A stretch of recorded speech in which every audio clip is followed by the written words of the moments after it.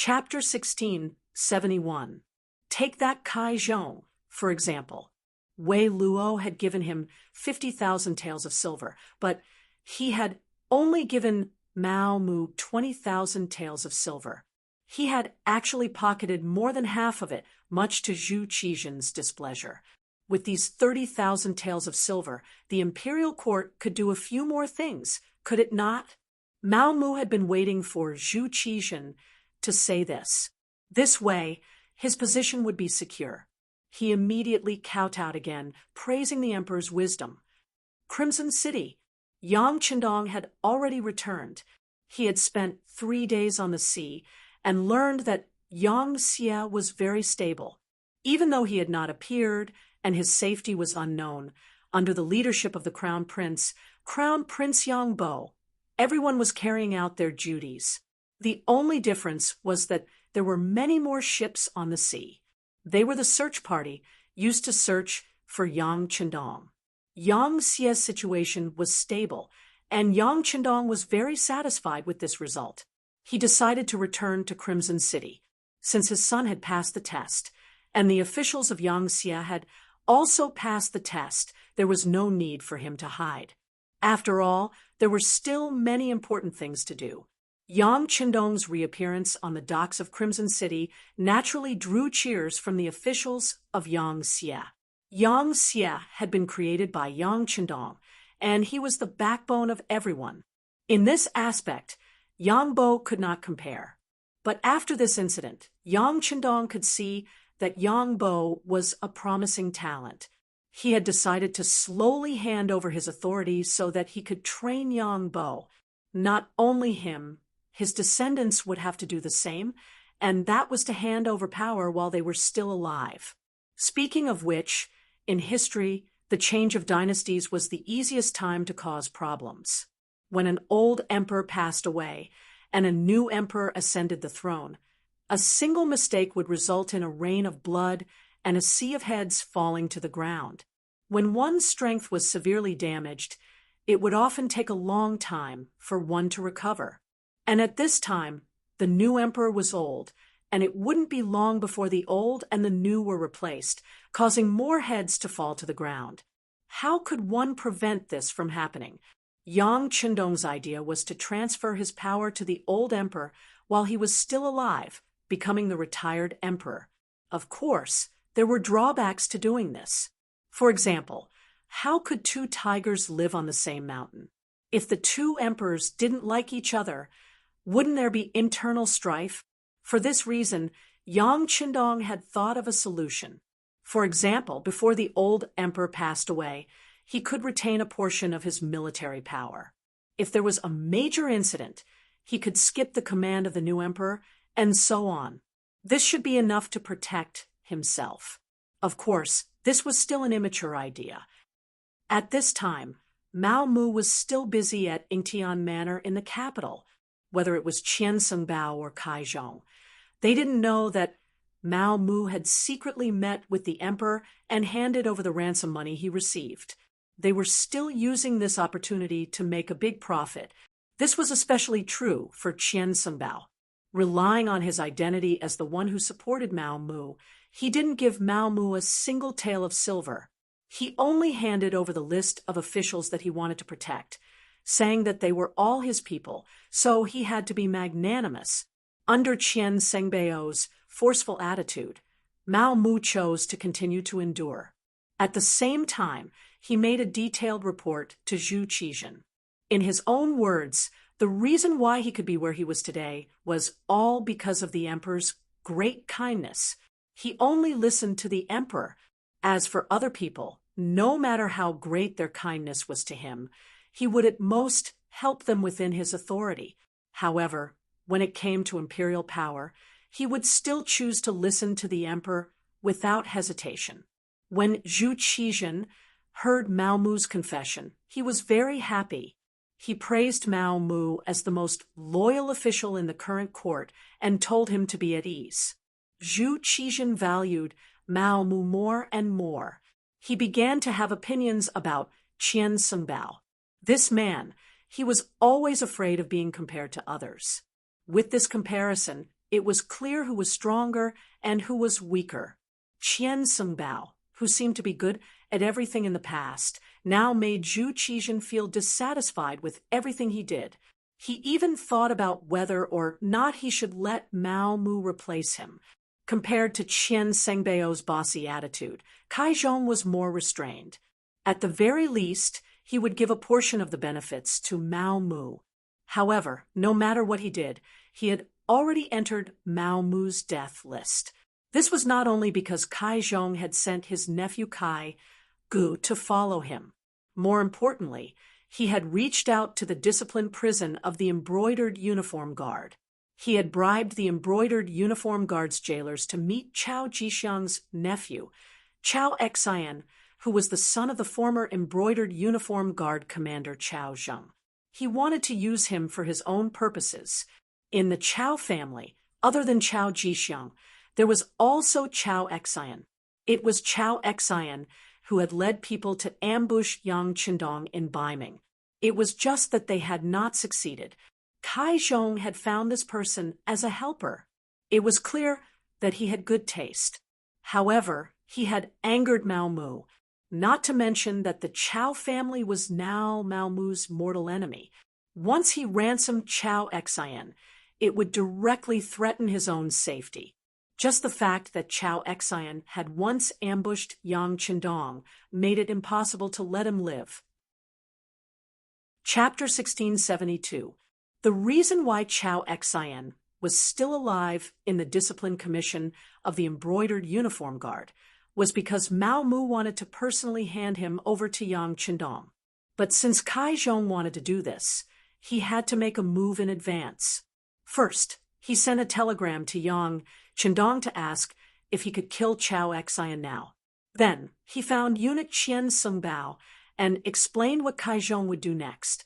Once Chao Xian was released, he would be the first to come after him. Next, he would not let Qian Sungbao go. Qian Sungbao was not an ordinary eunuch. Although he was not a man, he still had a residence outside the palace for his face. Not only that, but he also kept a few beauties in his residence. Although he could not do anything, he could still let them pour him tea and massage his legs during his break. That was also a kind of enjoyment. Once Chao Xian was released, who knew whether or not he would ambush him outside the residence for revenge? This was someone who even dared to ambush Bugnam of Gojoseon. Thinking of this, Qian Sengbao's face revealed a fierce gaze. Kill him now. But this person is wanted by eunuch Cai Zhong. Mao Mu pretended to be in a difficult position. No matter, I will talk to him. In short, we have to nip any danger in the bud. Qian Sengbao's voice carried a sinister intent. Now, he had borrowed Mao Mu's name to get a lot of money. He wanted to enjoy his life and did not want anyone to threaten his safety. Understood. Mao Mu nodded and agreed. What happened next was simple. After dinner, Chao Xian died in the discipline prison. When the news reached Cai Zhong's ears, he was naturally furious. Even if he closed his eyes and used his toes to think, he knew that this was Mao Mu's doing. Do you really think your wings are strong?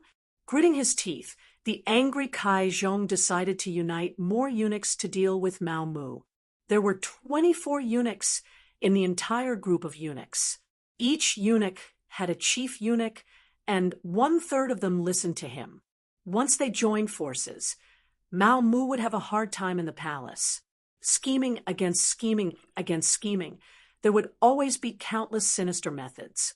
Most of the time, such methods could even take a person's life. For example, if the eunuch in charge of the food shop wanted to make things difficult for Mao Mu, then in the entire empress palace, other than the master, the food that the other eunuchs and palace maids ate was either too salty to swallow or too bitter to curse. In addition, there would be various problems with the use of the eunuchs and palace maids. In this way, it wouldn't be long before all the eunuchs and palace maids in the empress palace hated Mao Mu. If that was the case, who would listen to him? When the problem affected the master, Mao Mu would fall out of favor and even be replaced. After all, Kaizhong had been in business for so many years. He had many loyal followers in the 24 prisons. Once he made up his mind to deal with someone, the consequences would be very serious. At this time, Kaizhong had already begun to imagine Mao Mu begging him. At that time, he would use his actions to tell the other party that he was not someone to be trifled with. Unfortunately, just as Kaizhong gathered the eunuchs who listened to his orders, Qian Sungbao sent someone to deliver a message. The general idea was that Mao Mu was now a favorite of the emperor and was doing something important. If anyone wanted to find trouble with him, they would be going against the emperor. As the chief eunuch, he would have to punish those who didn't open their eyes according to the family rules. Qian Sungbao gave a very good reason. So everyone knew that Mao Mu was now the director of the embroidered uniform guard and was arresting people every day. From time to time, the emperor would call him for questioning. With such an excuse, it made things difficult for the other eunuchs. In addition, Mao Mu wasn't idle during this period of time. He used money to open a path and really roped in 3 chief eunuchs. When he and Qian Sungbao combined their power, they suppressed Kaizhong. Just like that, a plot against them in the dark ended before it could even begin to take action.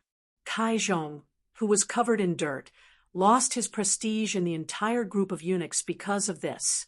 Many people had already begun to wonder if they should change their allegiance. In ancient times, people paid attention to heaven, earth, ruler, family, and teacher. Often, they wouldn't change their allegiance for the rest of their lives.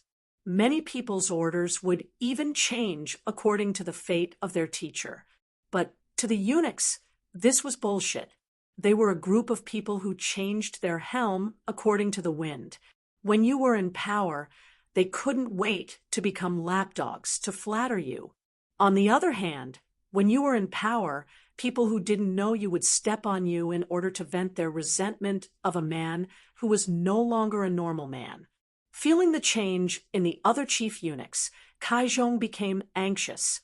He knew that if he didn't do anything, what awaited him would be the eunuchs being disloyal to him.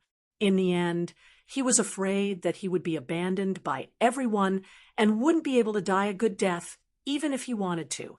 In for a penny, in for a pound. Since these chief eunuchs were unreliable, Kaizhong used his authority to mobilize soldiers and horses to begin to obstruct the embroidered uniform guard from handling the case. The imperial horse supervisor was in charge of the imperial stable and the commander's seal, so he had his own private army. It was just that the number of people was small. Under normal circumstances, without a decree, they didn't dare to mobilize privately.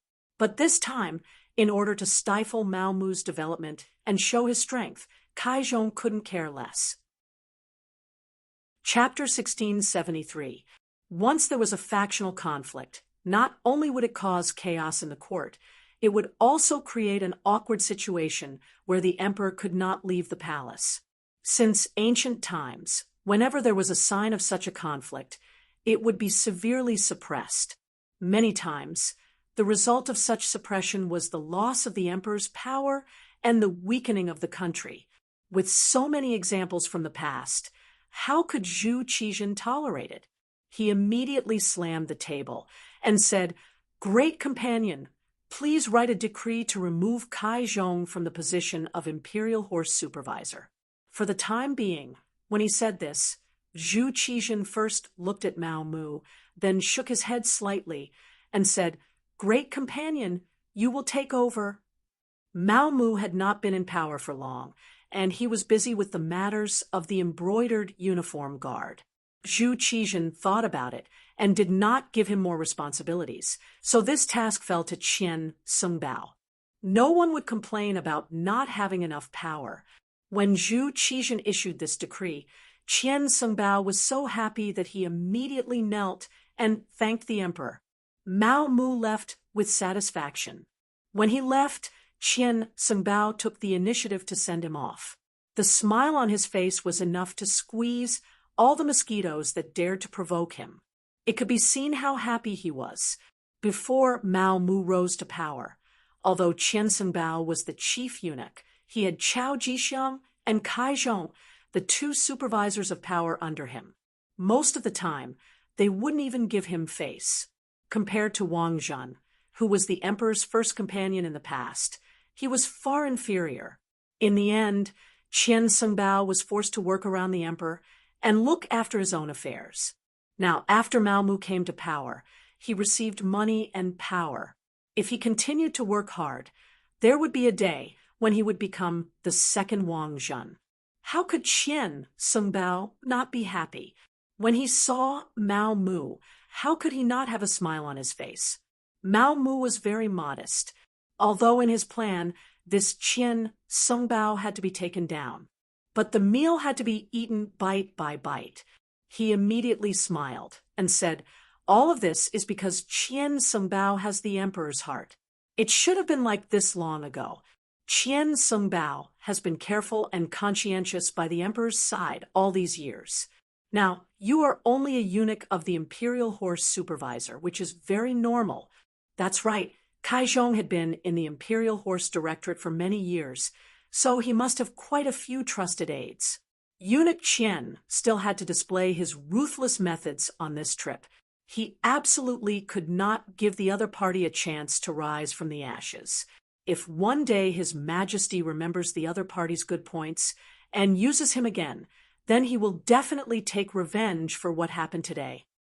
The congratulations from before were just pleasantries. The reminder at the end was the most important. Mao Mu wanted to see Qian Songbao and Cai Zhong fight each other, so that he could reap the benefits like a fisherman. Don't worry, this duke is very capable. As Qian Songbao spoke, his eyes had already narrowed into slits. Thinking about it, it made sense. For an old fox like him, who was used to seeing eunuchs fighting for benefits, once he made a move, Cai Zhong would definitely not be able to stand it. Presumably, those eunuchs who belonged to him would also face the danger of being uprooted. Mao Mu left happily, now that he had achieved his goal, and no one was holding him back. He had to speed up the brocade guard's work. Once he captured all the capable officials in the capital, he would make a move on the local officials in the provinces. When he wanted Yang Xie's army to pave the way, no one would dare to stand in his way. Qian Songbao did not disappoint. Soon after, he took the imperial edict written by Zhu Qizhen and went to the imperial horse directorate. From then on, Cai Zhong became one of the chief eunuchs with no power. The ferocity of the situation was completely out of Cai Zhong's expectations. He was still waiting for Mao Mu to come and beg for mercy. Who would have thought that Mao Mu would ignore him and directly report the matter to His Majesty? His Majesty even listened to Mao Mu's words and directly punished Cai Zhong. Although he did not do anything to Cai Zhong when he was stripped of his power, it was like taking away half his life. What made Cai Zhong even angrier was Qian Songbao's actions. In just half a day's time, the entire Imperial Horse Directorate had been replaced. Those who were loyal to him had been demoted to other directorates, and had been demoted from eunuchs with real power to minor eunuchs. Based on the history of internal strife among eunuchs, it was needless to say that after being demoted from a high and mighty position, what awaited them would be worse than death. It would definitely be a fate worse than death. Because of this, even if there was a day when His Majesty remembered him again and ordered him to return to the Imperial Horse Directorate, it would take a lot of time for him to raise a group of people again. Cai Zhong was still Cai Zhong. He would not resign himself to death like this. He had to retaliate. He was already thinking of what to say. He wanted to see His Majesty and complain to His Majesty based on his past achievements. He believed that as long as His Majesty remembered their old friendship, he would be able to rise again. The next morning, after Zhu Qizhen had a court meeting, he learned that Qian Songbao was not at the emperor's side, and had instead gone to the Imperial Horse Directorate. Kai Zhong directly went to visit, and had one of his trusted eunuchs by the emperor's side report that he wanted to see the emperor. That day, Zhu Qizhen was in a very bad mood. He found that the number of people in the imperial court, which was held once every 3 days, had decreased by a lot. In order to maintain the operations of the imperial court, he had no choice but to quickly promote officials. However, when he thought about how many of the officials were still inexperienced and were still young, it was still unknown whether they could take charge of the various yamens and make the huge machine that was the Southern Ming Empire operate normally. Just as he was in a bad mood, he looked at the list of officials to be promoted sent by the Ministry of Appointments. When he saw that there were many names that he had not heard of before, his brows furrowed again and again. The emperor managed the officials managed the small officials managed the small officials, and the small officials managed the common people. This was the basic structure of a country. The emperor only needed to win over the hearts of the officials, and it was the same as controlling the world. However, when he had not heard of the names of the officials, could the emperor still manage them well? Would they be able to work with him and deal with the affairs of the state? At this moment, Zhu Qizhen's heart could not help but waver. Should he release the officials that the embroidered uniform guard had captured?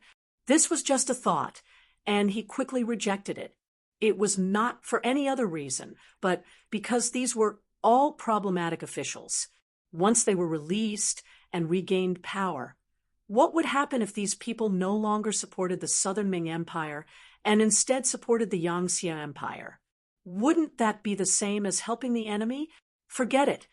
I hope that these new officials can quickly grow up. As he comforted himself like this, a eunuch came to report that eunuch Kai Zhong was outside the hall and was requesting an audience.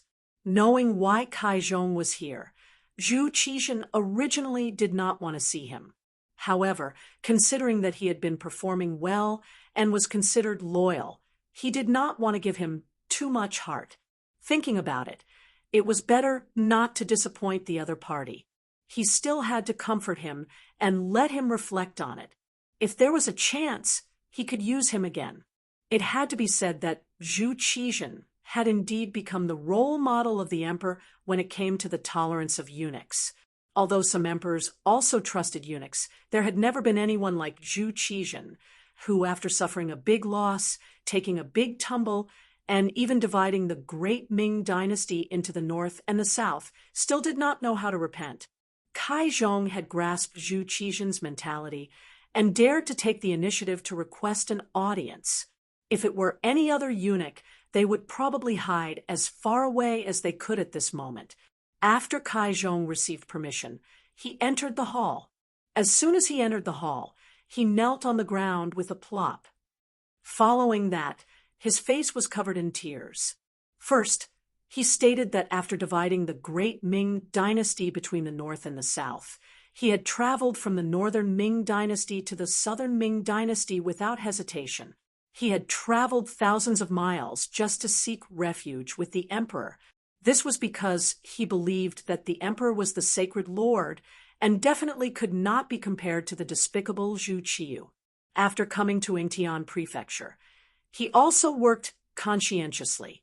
When he saw the Southern Ming Empire under Zhu Qizhen's rule, he was overjoyed, and so on, and the Southern Ming Empire's strength increased greatly. These were all to show off his achievements and flatter Zhu Qizhen in disguise. This was also a trick that Kai Zhong often used. This trick was indeed effective. Zhu Qizhen sat on the dragon throne with a satisfied expression on his face. This was a person who was conquered by his charisma. This was enough to prove that he was more suitable to be the emperor than Zhu Qiyu. Seeing that Zhu Qizhen's mood had improved, Kai Zhong began to complain tearfully. He said that Qian Sungbao and Mao Mu had joined forces to deal with him, and that they could not bear to see others better than them. The reason why he used the power of the Imperial Horse Supervisor was to check and balance the power of the Imperial Horse Supervisor. It was true that the Imperial Horse Guards had arrested too many officials recently, and many of them did not have any problems. It was only because they joined the observation group and saw how powerful Yang Xie was that they came back and complained a little. Besides, the observation group was decided by the emperor. How could there be a mistake? It would have been better if Kai Zhong did not mention this. When he mentioned this, Zhu Qizhen's expression changed. Speaking of which, there were 3 things that Zhu Qizhen regretted the most in his life. First, he should not have listened to Wang Zhen's words and personally led the army. This led to the defeat of the Tumu fortress and divided the great Ming Empire into the northern and southern Ming empires. Second, he should not have let Yang Qindong leave. If he had kept Yang Xie by his side and used his ability to help him, all of Yang Xie's achievements would have been his. This point was somewhat taken for granted. If he had kept Yang Qindong, it would be hard to say if he would have been able to put him in an important position, or if he would have listened to him. After all, if an official's ability was too strong, the emperor would always be afraid of him. Over time, once the official's achievements were too great, he would be killed. Third, the matter of establishing the observation group. Originally, he wanted to see how the other party was developing, so that he could know himself and the enemy. If possible, he wanted to learn from the other party's advanced things. However, he did not expect that Yang Xie was too powerful. Chapter 1674. Zhu Qizhen wished that no one would mention such a regretful thing, but Kai Zhong took the initiative to mention it. Listening to him, he was the one who sent the observation group. Even if there was a problem, he should be responsible. This could be considered as provoking his anger. Without waiting for Kai Zhong to continue, Zhu Qizhen asked angrily, "What do you mean many officials have no problem? Do you mean they gave you money, so there's no problem?" Kai Zhong, who was talking nonstop, was suddenly interrupted and then asked such a question. For a moment, he was stunned and shocked. He didn't expect the emperor to know about this matter. More importantly, the emperor actually made this matter public. Normally, even if the emperor knew about some things, he would not say it publicly. He would only give a limited reminder. This was the scheming of an emperor. If he did not say anything clearly, he would let his subordinates think about it themselves. Often, this would have a greater effect of intimidating people. For a long time, Zhu Qizhen had done this. It indeed had a very good deterrent effect, so that the officials were a little afraid of the emperor. But what did it mean to say it publicly? Was he going to turn hostile? Perhaps it was because Kai Zhong had followed Zhu Qizhen for too long and had always received the emperor's favor that he had begun to forget his own identity. He didn't think about it. He was just a eunuch, and he thought that the emperor would fall out with him. It would only take a few words to punish him. What was so difficult about that? At first, he was stunned. He was a little stunned by Zhu Qizhen's words. After he quickly reacted, his face suddenly changed, and he broke out in a cold sweat. He knew that if he didn't make things clear today, not only would the emperor make a decision for him, he was afraid that he wouldn't be able to make a comeback in the future. At that moment, Kai Zhong knelt on the ground with a plop and repeatedly admitted to being guilty. When he raised his head, he said, "Your Majesty, this official was protecting those officials. And Mao Mu also had a part in this matter. The money that those officials sent ended up in his hands, Your Majesty." He had no choice but to accuse Mao Mu. In Kai Zhong's opinion, there weren't many people by the emperor's side now. Mao Mu was very favored now. If he could pull this person in, presumably, even if it was for Mao Mu's face, this matter would be reduced to a small matter. As long as he could get through this, he would keep a low profile for a while. When the time was right, he would rise again. He thought that he found a scapegoat, and Zhu Qizhen would let him off. Eunuchs also had to do things. He couldn't arrest everyone. However, Kai Zhong didn't know that Mao Mu had already prepared for that. The money that Kai Zhong gave Mao Mu had already been sent to the emperor. To be honest, Mao Mu didn't lack money, or Yang Qindong didn't lack money at all. Not to mention the money that was given to Zhu Qizhen. Once the southern Ming Empire became a part of the Yang faction, this money would eventually return to their pockets. When Kai Zhong was still thinking that Zhu Qizhen would let him go, a roar was heard. You still have the nerve to talk about money. How much did you embezzle? Tell me. Zhu Qizhen was really angry. Kai Zhong first blindly mentioned the observation group and exposed his scar. Then he didn't repent and wanted to get Mao Mu off the horse. Did he really think that he had a good temper? Did he really think that he didn't dare to teach him a lesson? Yes, Zhu Qizhen liked Kai Zhong very much. Previously, this person was able to come to Yingtian Prefecture from Beiming, which also proved his loyalty to him. However, to become a suitable subject, loyalty wasn't enough. He also needed to be capable. Not only was he incapable, but he was also very greedy. When he encountered a problem, he didn't want to admit his mistakes. He even wanted to get others off the horse to achieve his goal of making him hesitate. Such a person couldn't be easily forgiven. Zhu Qizhen's reaction was completely out of Kai Zhong's expectations. He didn't expect that he would directly ask how much money he had received. Based on his experience of serving Zhu Qizhen all these years since he asked this question, he must have an answer. When he thought of the punishment of the great Ming dynasty for corrupt officials, Kai Zhong was afraid. He kowtowed to the ground and said, "Your Majesty, this subject is guilty. This subject is guilty." But Mao Mu really accepted this subject's money. At this time, Kai Zhong still wanted to get Mao Mu off the horse to share his mistake. If he really admitted his mistake, perhaps Zhu Qizhen would really spare him for the sake of his loyalty. At most, he wouldn't put him in an important position in the future. Speaking of which, Zhu Qizhen's use of eunuchs was definitely the highest in history. However, at this time, Kai Zhong still wanted to find a scapegoat. How was this admitting his mistake? It was clearly sophistry. Zhu Qizhen was completely disappointed now. He shook his head, and his voice suddenly became much calmer. "Minister Mao Mu has already presented the money you gave him to me.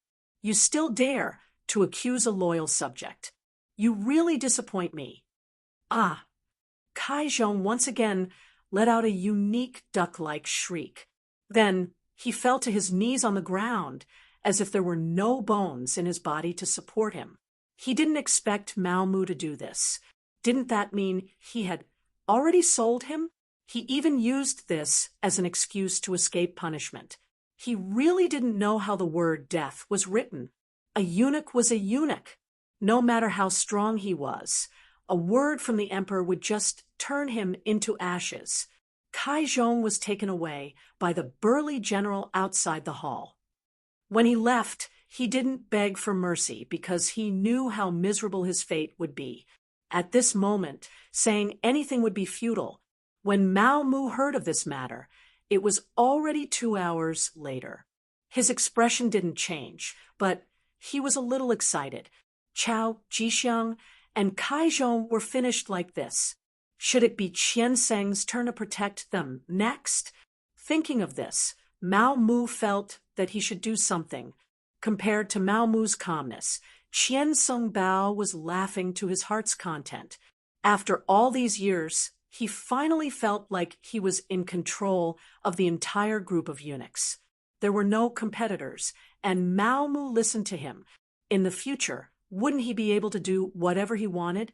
Once he completely integrated this power, he would hear in front of the emperor that was beneficial to him. In this way, no one would shake his foundation. He would become the second Wang Zhen. No, when Wang Zhen was here, there were other eunuchs who shared power. If he did it well, he could be more impressive than Wang Zhen. Qianseng Bao, who was in a good mood, quickly received good news. Many officials came to find him, especially some officials from other provinces. After the embroidered uniform guard's target moved from the capital to other provinces, officials near the capital began to be arrested. These people, in order to protect themselves, found Qian Sung Bao through the guidance of other officials. After all, Mao Mu didn't accept money. When he met the officials, he always had a cold face, giving people a feeling that he was unapproachable. Cai Zhong was completely taken down, so they had no other choice but to find Qian Sung Bao. More and more officials came to see him, and the amount of money they gave him also increased. In a short 3 days, he received 3 million taels of silver. This showed how rich the officials were. It also showed that the money in their hands was far more than what they got from their salaries. Qian Sung Bao also had a good appetite. He would give a reply according to the amount of money sent to him. If they sent a small amount, he would naturally be perfunctory. If they sent a large amount, he would clearly say that he would protect them. If they sent a large amount, he would take time to meet them directly and comfort them. In a short time, Qian Sung Bao became the second parent of many officials. Praises came one after another. Following these officials' words, Eunuch Qian was their life-saving straw. He was their biggest backer. This kind of action naturally attracted the resistance of some self-proclaimed righteous officials. They were either honest officials or they had been officials for too short a time and couldn't gather much money. However, they were jealous, so they all sent memorials to Sing Qian to protect them. When these memorials were sent to Zhu Qizhen, they were all ignored. The emperor didn't care. Did the people who did things have to be reported? Just like eunuch Mao Mu, weren't there just as many people who reported him? Not to mention, Zhu Qizhen was very conceited. He thought that he understood Qian Sung Bao and didn't have the guts to steal so much money.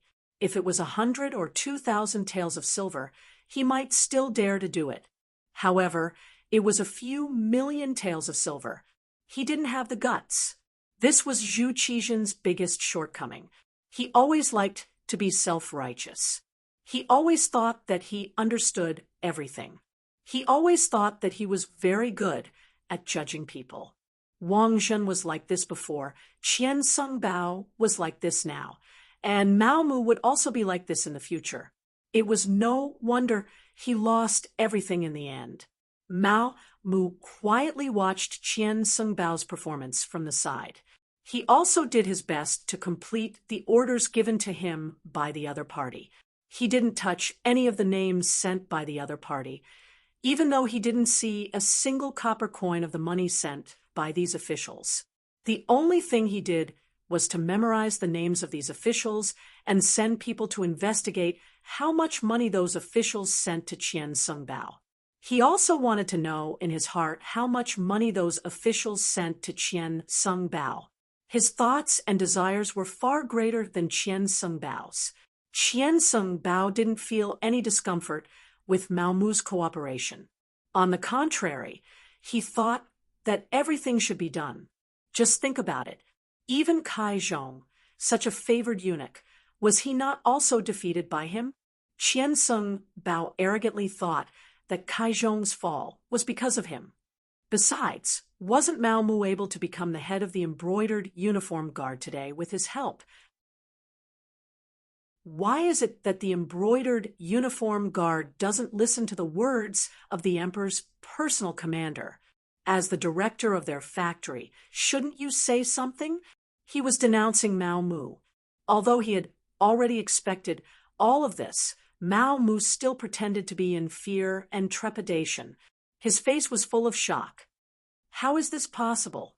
Such a thing can't happen, right? It won't. Qian Liang, come and talk to eunuch Mao. Qian Sung Bao looked like he didn't want to argue with Mao Mu. At this time, he had already begun to consider whether he should arrange for someone else to manage the genie guards and remove Mao Mu. When it was Qian Liang's turn to speak, he talked endlessly about what happened after he went to the genie guards. He added oil and vinegar. Qian Liang didn't have any other skills, but his eloquence was quite good. After he said this, it really seemed like he had suffered a great grievance. Qian Sungbao, who was listening at the side, was very angry. Even Mao Mu had an indignant look on his face as he roared, these people are too outrageous. They should all be captured and killed." Qian Sungbao and Qian Liang were dumbfounded by Mao Mu's roar. They didn't expect Mao Mu to have such a reaction. Shouldn't he be looking for reasons and making excuses? Why did he suddenly seem to be more angry than them? As for what he said, killing all the genie guards, this was something Qian Sungbao and Qian Liang didn't want to do. If they really killed them, who would do the work? Oh, the genie guards were doing well before. Now that Qian Liang was the commander, their work suddenly stopped. What would the emperor think? Even if he used his toes to think, he would know what was going on. Kill. We must kill them all. Since they don't respect the commander like this, killing them is not wrong. Eunuch Qian, I ask for an imperial edict to punish all the current genie guards. If it doesn't work, we'll kill more than half of them. This way, we'll see who dares to not listen to the commander's orders. Mao Mu didn't seem to be joking. Since he was going to ask for an imperial edict, he was serious. Chapter 1676.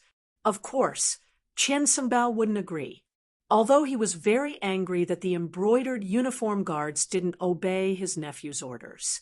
But if he had to kill them all because of this, he would not do such a thing. Therefore, the person who should be condemning him became the one who comforted him. Ayaya, Eunuch Mao, calm down, calm down. You can't do things like this. How can you fight and kill for no reason? Yes, I was too agitated. It's just that I really don't know about this matter. I've been taking care of the Empress for a while and haven't been to the brocade guard's yamen.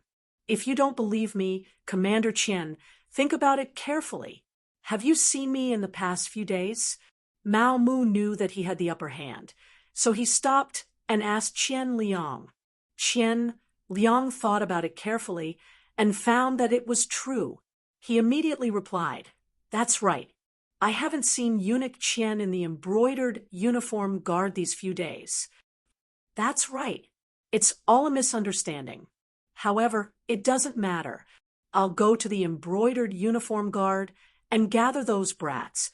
I'll give them a good lecture and have Commander Qian give them a good lecture. What do you think, Eunuch Qian?" Mao Mu seemed to be speaking in a submissive tone. What could Qian Sungbao say when he had such a proper attitude? He could only nod and say, "Since it's a misunderstanding, I've wronged Eunuch Mao. Then we'll do as you say. Thank you for your understanding, Eunuch Qian." Mao Mu's body straightened at this moment. The atmosphere eased up a lot, and the three people all had smiles on their faces. Since the atmosphere eased, there was no need to be so serious.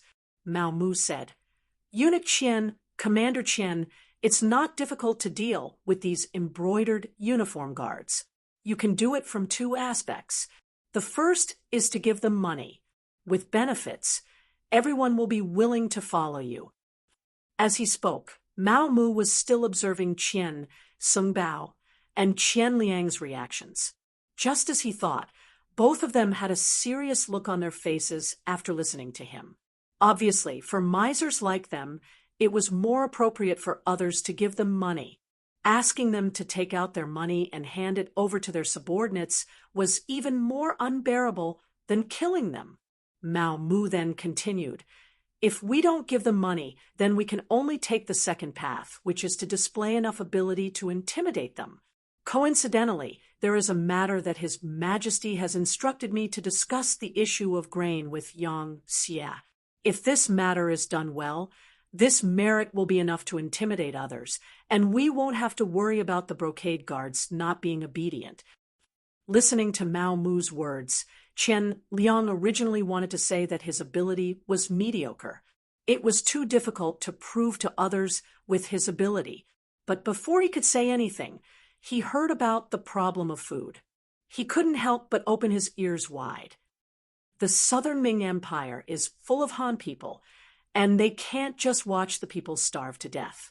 However, they still want to raise the price. This is something that the emperor can't accept.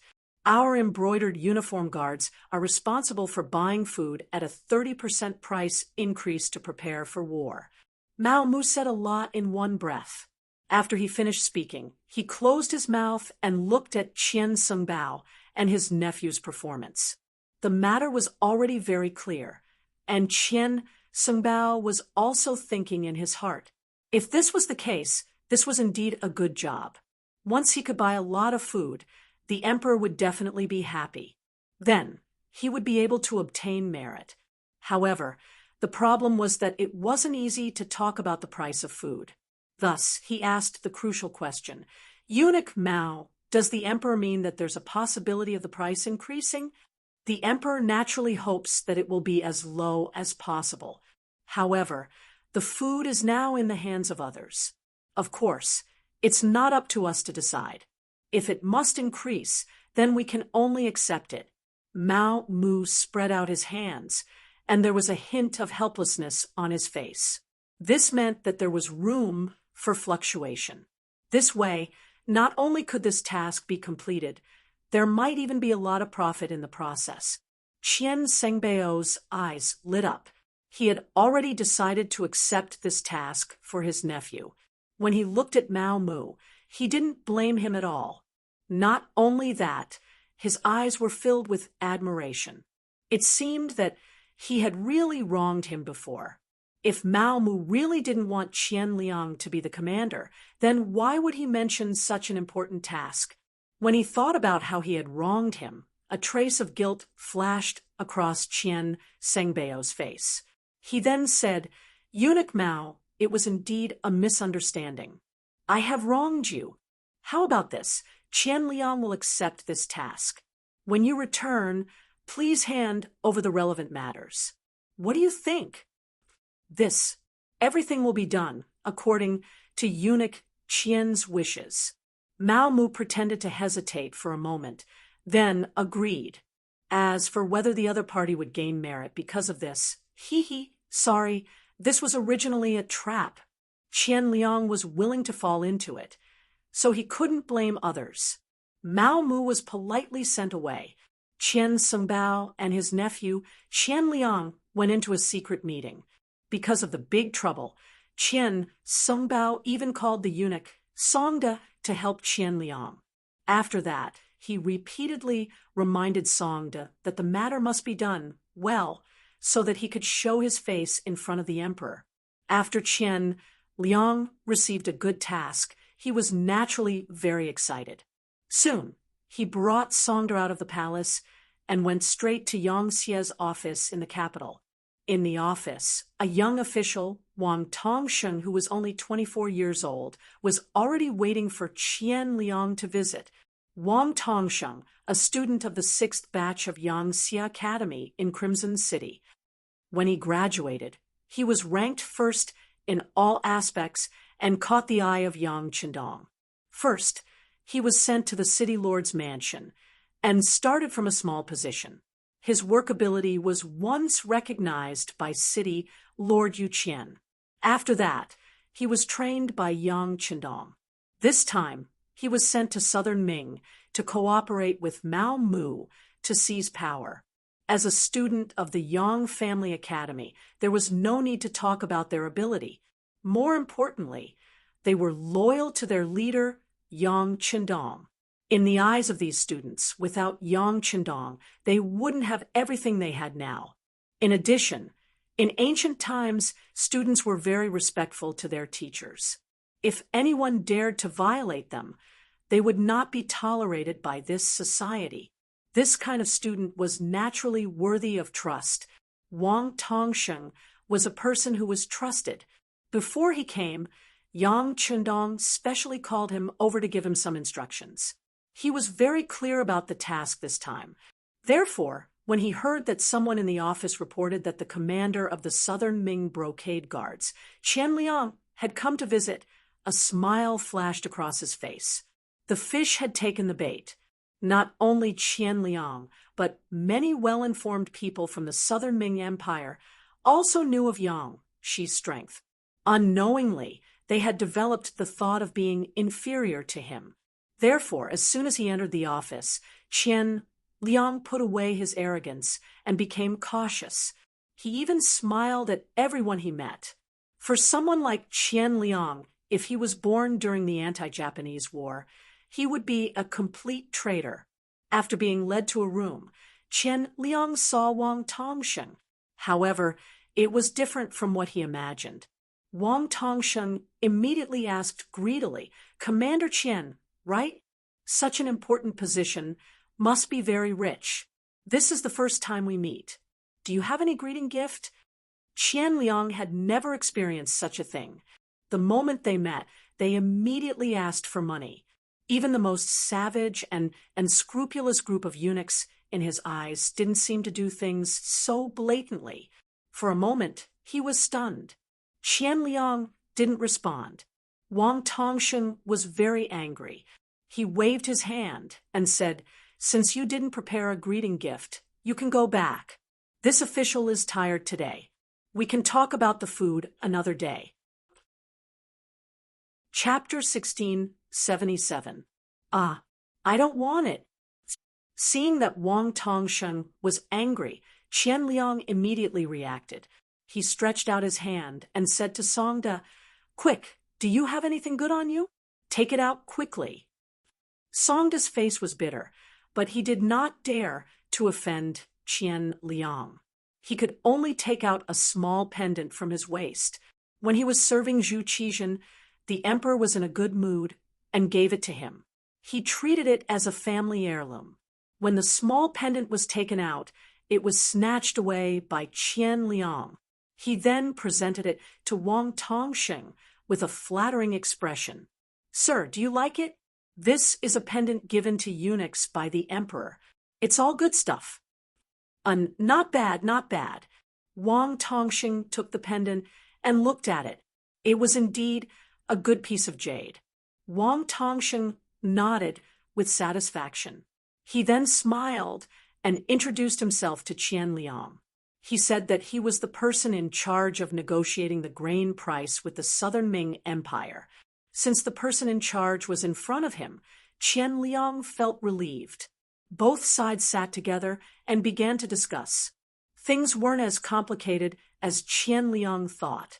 The Yang faction didn't have any intention of not selling grain to the Southern Ming Empire. According to Wang Tongsheng's introduction, the Yang faction was now vigorously reclaiming wastelands and developing agriculture. Now, they had so much grain that they couldn't finish it. Although they had built many granaries, they still couldn't store the grain. If this continued for a long time, there was a possibility that the grain would rot. This was also why the two sides were discussing the issue of grain sales when they were about to go to war. Hearing this, Qian Liang's eyes lit up. He felt that he had met a wooden club. This kind of confidential matter should not be easily announced. Now that the other party had told him everything, wasn't that the same as revealing the bottom line in advance? Wang Tongsheng did not seem to have this awareness. He continued, "Of course we can sell the grain to you. The key is the problem of price. Sai, to be honest, as a Yang Xie official, it is hard. You don't know. Although we seem to be treated well, there are too many people relying on me. I pity my wife and 6 concubines. How am I going to feed them?" As they chatted, Wang Tongsheng began to talk about his own difficulties. Qian Liang was stunned when he heard this. He didn't understand. How many concubines you have and how many people you need to feed is none of my business. Is there any meaning in telling me these things? On the other hand, Songda, who came along with Qian Liang, was a smart person. He saw something and immediately pulled Qian Liang, who was still in a daze, and then whispered something.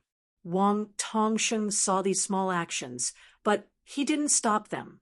Instead, he picked up his teacup and drank his tea as if he didn't see them.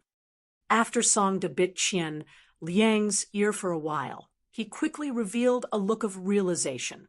He nodded, and when he looked at Wang Tongsheng, he asked in a probing tone, "Lord Wang, I understand what you mean. You can rest assured that once this matter is settled, you will be rewarded handsomely. But how much do you think is suitable for this price?" "Ha ha, Lord Qian is a smart man. Since that's the case, the price is easy to negotiate. You can set any price, but it can't be lower than the original price. It can't be more than 30% of the original price. Of course, the higher the price, the more manipulative it will be, and the more benefits we will receive." When he heard that it was only 30% of the original price, Qian Liang was naturally overjoyed. He opened his mouth and wanted to agree, but when he heard that the higher the price, the more benefits he would receive, he immediately shut his mouth, and his mind began to wander. At the end of the day, there was nothing more practical than money. Money was the only thing that could be relied on and could save a life at a critical moment, as long as he had a large amount of money. So what if he didn't want to be a commander? He could be a rich man and enjoy life, couldn't he? The temptation of the silver made Qian Liang's eyes light up, but he still carefully asked, "Lord Wang, if that's the case, what if we double the original price of the unit price? But how much can we gain from this?" It wasn't a 30% increase, but a 100% increase. This way, there would be a lot of manipulation in the middle. Of course, the Southern Ming Empire would have to pay a great price for this. But who cares? The Southern Ming Empire belonged to the imperial court, the Zhu clan, and Zhu Qizhen. It didn't belong to the three of them, so why would they care so much? Double the original price. This price is not bad. Wang Tongsheng was very satisfied when he heard this. After thinking for a while, he said, "Then this official will report to Yangxia that the price has been increased by 50%. This way, this official will be able to account for it. This way, there will be 50% of the profits. Enough for us to split. Hee hee." "Ha ha, very good, very good." Qian Liang laughed heartily when he heard that there would be at least 25% of the profits. Neither side had expected the matter to progress so smoothly. However, they were both greedy people. What they cared about was getting the money in the bag. In order to get the silver as soon as possible without any accidents, Qian Liang stood and said, "In that case, I will report this matter to the court. I think there will be news soon." "Good. Then I'll have to trouble Lord Qian. This official will wait here for your good news." Wang Tongsheng also stood up with a satisfied smile on his face. When he saw that Qian Liang and Songda were about to leave, he didn't forget to add, "Next time, don't forget to bring a greeting gift." This caused Qian Liang and Songda to stagger and almost fall to the ground. At almost the same time, a word appeared in their minds, corrupt official.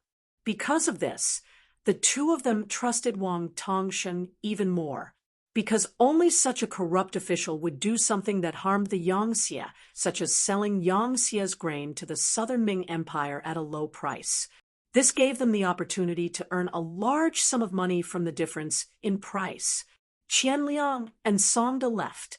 They didn't know that when they walked out of Yangxia's office, the greedy Wang Tongsheng behind them had already returned to his original appearance.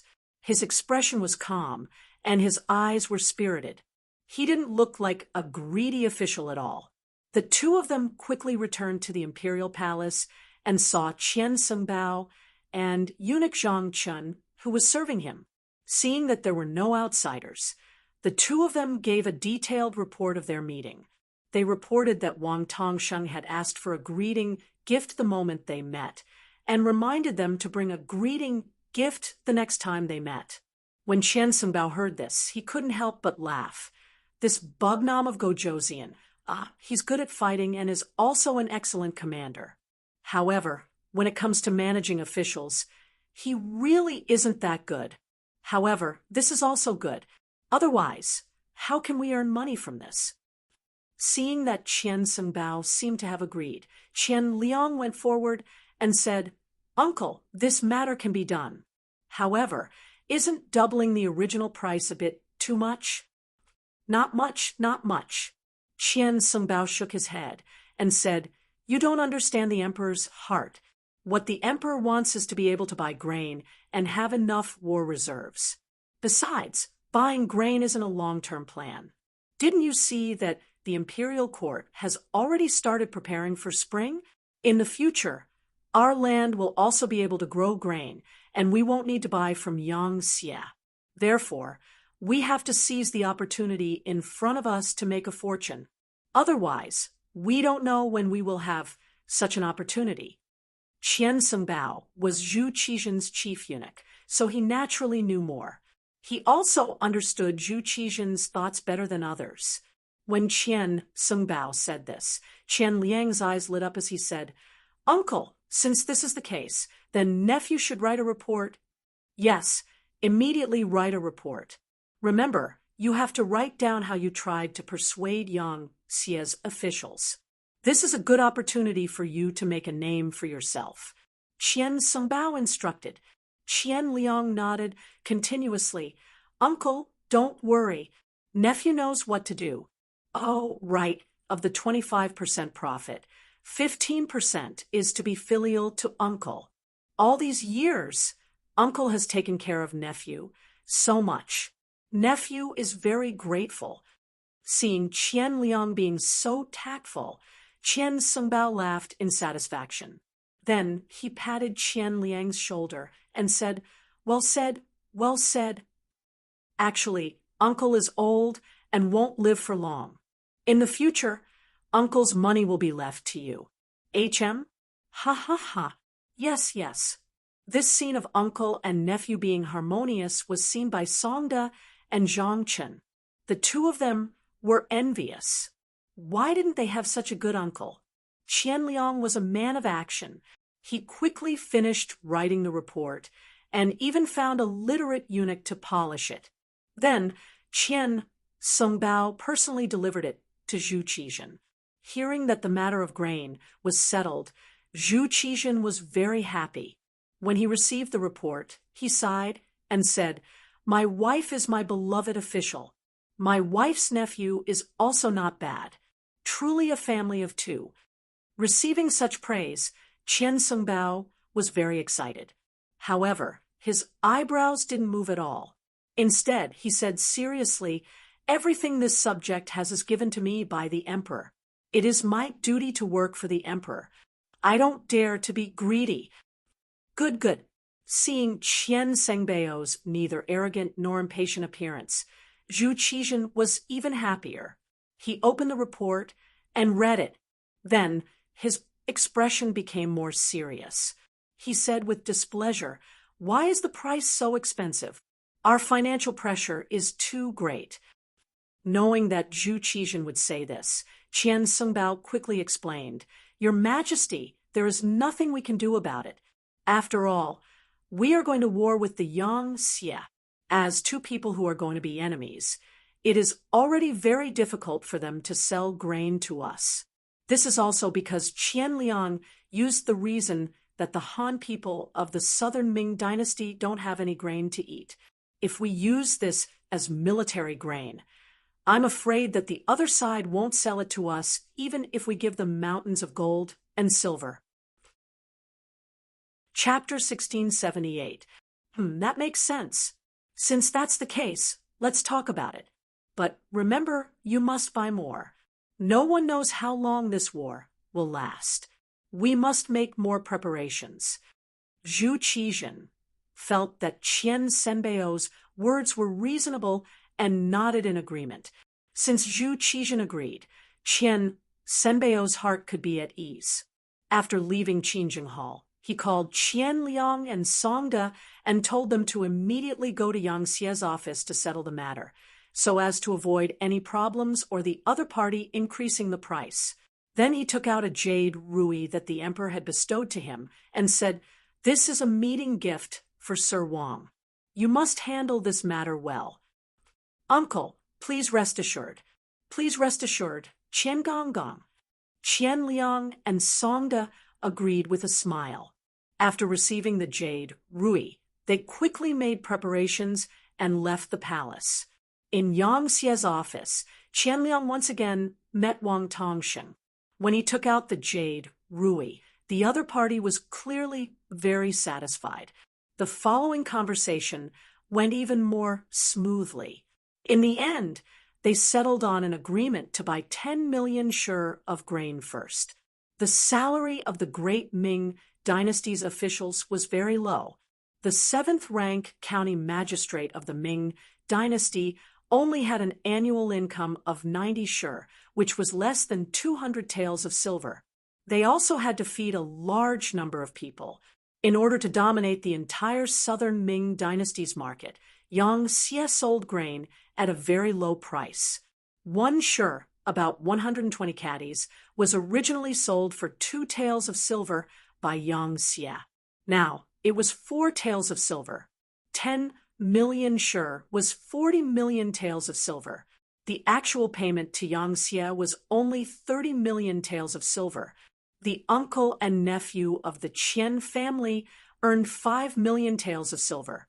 After the agreement was settled, Yang Xie's office began to transport the grain. Qian Liang said that the next time they met, he would bring money and make preparations to receive the grain. Both sides happily parted, but Wang Tongsheng still didn't forget to say that the next time they came, they had to bring a meeting gift.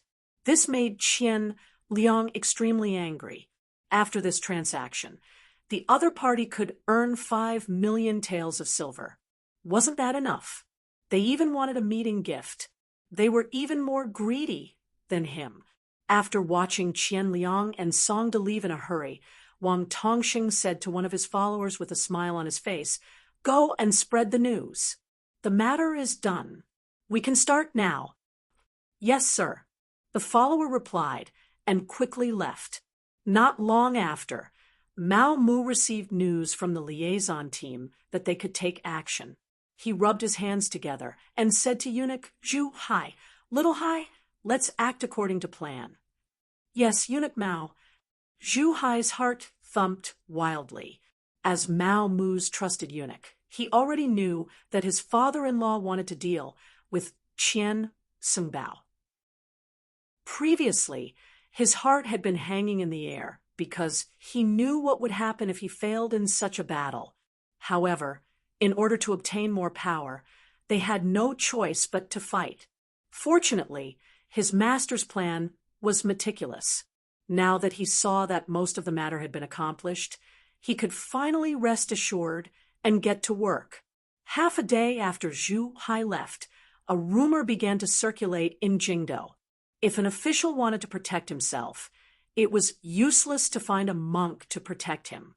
Mao Mu of the Brocade Guard was the one who had the final say. As soon as the news came out, many officials became nervous. They had just sent a large sum of silver to Monk Qian not long ago. Now that he said it was useless, they had to get the money back and transfer it to Mao Mu. But after all, it was just a rumor and had not been confirmed. Everyone wanted to continue observing and not be confused by this news without a source. What happened next did not need them to linger around. The Brocade Guard suddenly came to the manor of the Ministry of Justice's censor, He Xingqiao, and took him away. He Xingqiao's sudden arrest made everyone's hair stand on end. A few days ago, when everyone was drinking together, He Xingqiao, who had drunk a little too much, said that he had sent 50,000 taels of silver to Monk Qian. However, he had now been taken away by the Brocade Guard. Did this not prove that the rumor was true? No one wanted to be the next person to be taken away. After a discussion, the officials chose a few representatives to enter the palace to see Monk Qian. "Since your words no longer have any effect on the Brocade Guard, you should return the silver we sent, and we will send it to eunuch Mao Mu. In short, we don't care how you fight, but don't encroach on our power." One official was not scary. What was scary was dozens of officials gathered together. Even Zhu Qizhen would have a headache dealing with this force. Zhu Qizhen did not know about this at this time. He was listening to Mao Mu's secret report. Since it was a secret report, of course, he would not let more people be present, especially when he heard that this secret report was related to his partner, Monk Qian. All the eunuchs in the Qingjing Hall were driven out. Only 2 eunuchs, Mao Mu and Zhang Chen, were left. Zhang Chen, the eunuch who was regarded as Monk Qian's confidant, had another identity. He was Mao Mu's spy. There was nothing in the world that money could not solve. If it could not be solved, then money would be added. Zhang Chen had been bought over by Mao Mu long ago. That was when Zhang Chen was just a little eunuch. He entered the palace because his family was poor. Once, he was accidentally discovered by Mao Mu. That day, he happened to go out to buy silk for the empress. He saw Zhang Chen's father saying something at the palace gate. At that time, Zhang Chen's face was full of tears. With the idea of making more good karma, Mao Mu walked forward and learned that Zhang Chen's mother was seriously ill and urgently needed money. Zhang Chen's father really had no choice. Only then did he think of his son in the palace, who was no longer a healthy person. But at that time, Zhang Chen was just the lowest level eunuch. He had no power, no influence, and no extra money. It was not easy to get some monthly allowance, but it was deducted by the eunuchs. There was not much left. Mao Mu took out 100 taels of silver at one time. Zhang Chen was so grateful that he wanted to kneel down on the spot. From then on, Zhang Chen became Mao Mu's man. However, because his level was too low and Mao Mu was very low-key at that time, no one noticed this matter. From then on, Mao Mu kept giving Zhang Chen money. Zhang Chen was also a smart and capable person. Step by step, he became Qian Sengbao's right-hand man and became his right-hand man. Mao Mu brought Zhang Chen to Zhu Qizhen to report to him about the food. When Zhang Chen knelt on the ground and told Zhu Qizhen everything he heard from Qian Sengbao, Zhu Qizhen's face was gloomy. He admired Qian Sengbao very much. He felt that Qian Sengbao's words and actions were in line with his temperament. Therefore, he kept him by his side and treated him as an existence like Wang Zhen. Wang Zhen grew up with Zhu Qizhen.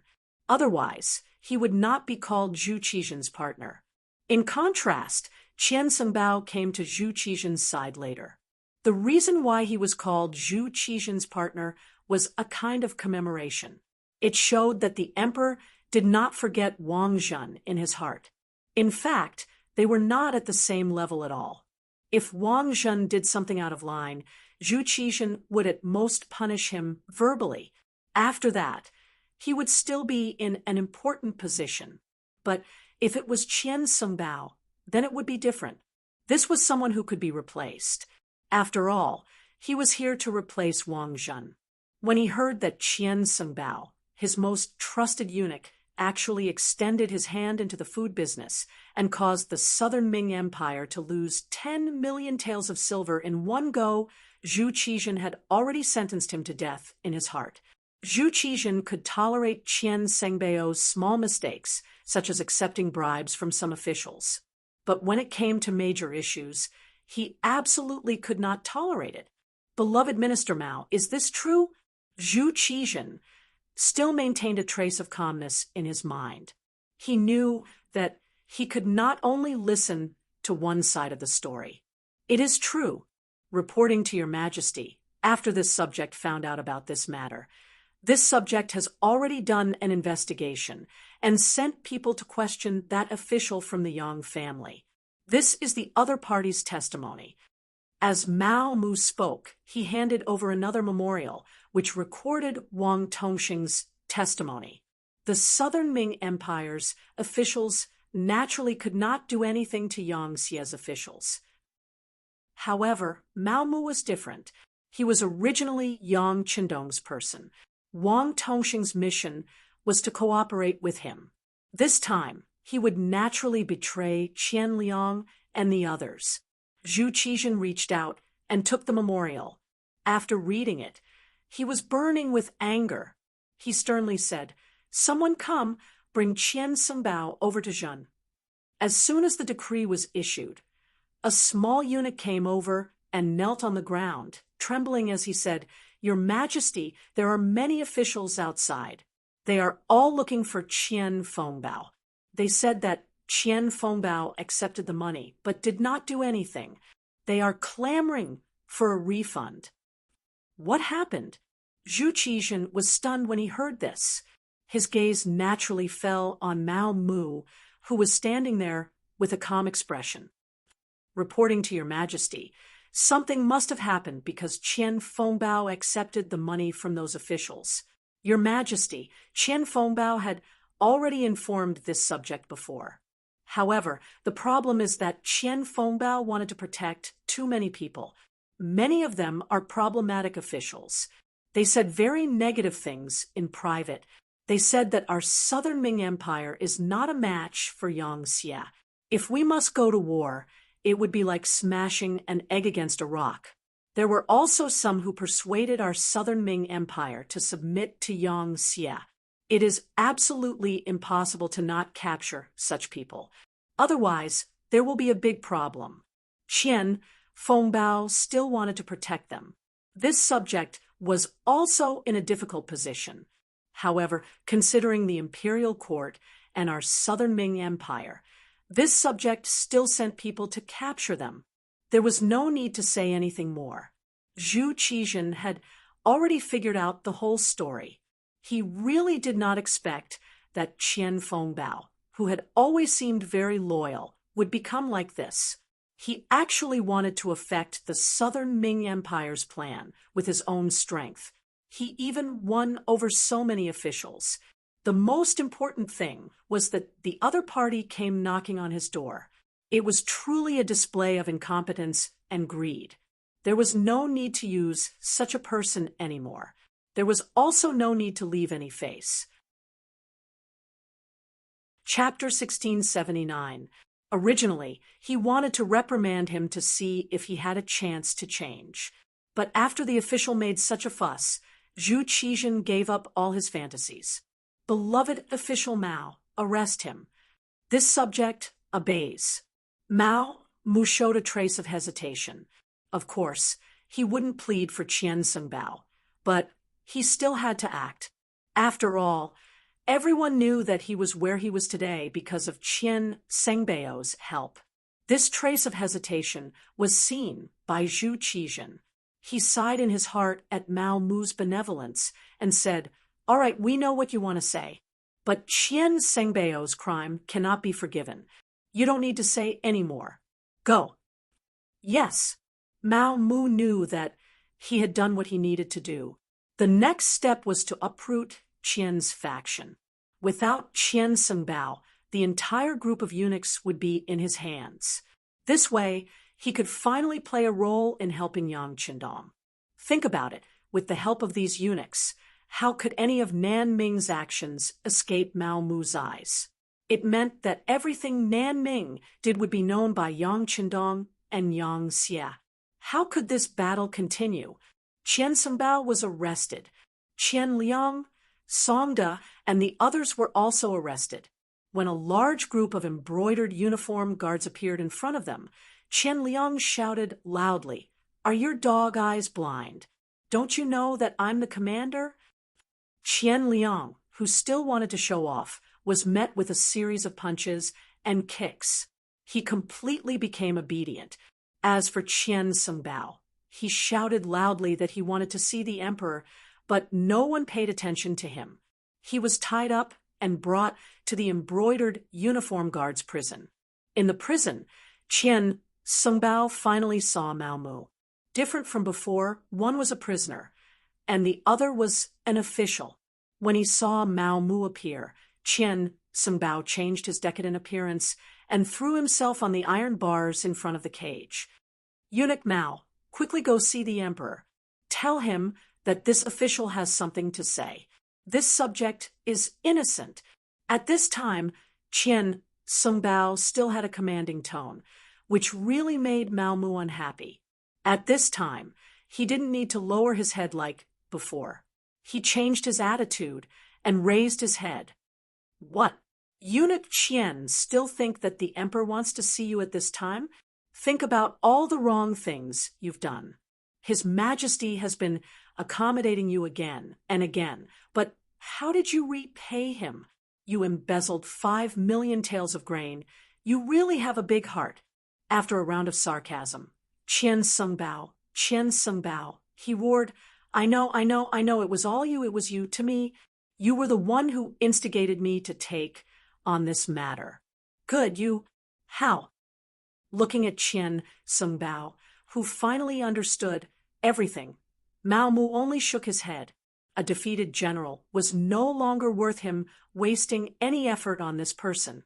She reached into her bosom and took out a piece of white silk and threw it into the prison. The emperor said that since you have served him for so many years, he will give eunuch Qian a dignified death. Kill yourself. Finishing, Mao Mu turned and left, ignoring Qian Sengbao's angry shouts and pleas. He headed in the other direction of the prison. Wang Zhuo, Chun Sun, and the other court officials were locked up there. After these officials were captured and sent to the discipline prison, they really didn't suffer much. They were arranged to be in a clean single room. Every day, they were fed well. There was paper, ink, and brush in front of them. On the surface, it was for them to report their problems, but on the surface, it was for them to practice calligraphy. After all, there was no entertainment in prison. Practicing calligraphy could calm the mind. Although Mao Mu had come a few times before, he had never had a deep conversation. At that time, his position was not stable. Now it was different. The chief eunuchs, who were older than him, had been taken down one by one. The remaining eunuchs were tactfully under him. He could finally do what he wanted in prison. He didn't need to be afraid of others spying on him or reporting him. The first to arrive was Wang's room. When the embroidered uniform guard opened the door, Wang's was practicing calligraphy. He didn't seem to have any intention of stopping when he saw Mao Mu arrive. He had a feeling that Mao Mu was different from the other eunuchs. However, before the other party revealed his intentions, he wouldn't say anything. This one greets official Wang. When there was no one else in the prison, Mao Mu immediately gave a junior's greeting. Wang Zhuo finally put down the brush in his hand. He turned around and said, "Why is Eunuch Mao doing this? Right now, you are an official and I am a prisoner. There is no need for such formalities." "No, official Wang is not a prisoner. You are not guilty. The reason why you were brought here is because I don't want you to work for the Southern Ming Empire. This is all Bugnam of Gojoseon's intention." Mao Mu finally decided to speak the truth. He also believed that at this time, Wang Zhuo should know what to do. As expected, when he said this, Wang Zhuo was stunned. After a long while, he sighed and said, "Bugnam of Gojoseon really has good methods. He even has his hands in the palace. If this old man's guess is correct, Eunuch Mao should have the final say in the palace. As official Wang thinks, the stones that should be moved have been moved. Right now, this subject's words still have some weight in the palace." Mao Mu replied modestly, "Amazing, amazing." Wang Zhuo sighed. When he looked at Mao Mu, his attitude became more serious. However, what ability did this old man have to make Bugnam of Gojoseon calculate and arrange things like this? In fact, even if this old man was in court, the Southern Ming Empire wouldn't be a match for Bugnam of Gojoseon. This is different. Mao Mu shook his head. Bugnam of Gojoseon wants to lead the Han people to the peak of the world. If the Yangtze and the Southern Ming Empire really fight, It will only benefit the other foreign races. This is why this kind of plan is made. I hope official Wang can understand. I understand. I understand. Wang's was said emotionally. Bugnam of Gojoseon's goal is to do so much for the Han people. It really makes me blush with shame. Speaking of which, this old man is about to enter the ground. If there is something I can do for our people before I pass away, it is also my wish. This meant that he was going to help. Mao Mu was waiting for this result. He immediately said happily, if Bugnam of Gojoseon knows of official Wang's choice, he will definitely be very gratified and grateful. Ha! This old man doesn't dare to accept this. Bugnam of Gojoseon should be the one receiving the gratitude of all the Han people. All right, since it's like this, I hope Eunuch Mao can wait a moment. I will write a few letters and trouble you to send them over. They are all this old man's students. They won't dare to disobey this old man's words. Please start writing, official Wang. This little one will be honored to grind ink for official Wang. Mao Mu also didn't expect things to go so smoothly. In fact, for an old official like Wang Zhua, he had seen many wonderful things in his life. He was used to seeing the change of imperial power, the internal strife between officials, and the suffering of the common people. Now that there was finally someone who could change everything, how could they not help? Moreover, these days in prison had already made them understand that since the emperor didn't trust them, there was no need for them to risk their lives for him. It was better to go with the flow. Of course, there was another important reason. Yang Qindong definitely knew what they were doing now. Even if they couldn't enjoy this kindness, they still had children and grandchildren who could be taken care of. In this way, everything they did now would be worth it. Mao Mu grinded ink. Wang Zhua personally wrote more than 10 secret letters. This meant that there were at least 10 officials in the court who would stand on Yang Xie's side in the battle between Yang Xie and the Southern Ming dynasty. There were many Southern Ming officials who were arrested in prison. One could imagine what kind of consequences it would cause.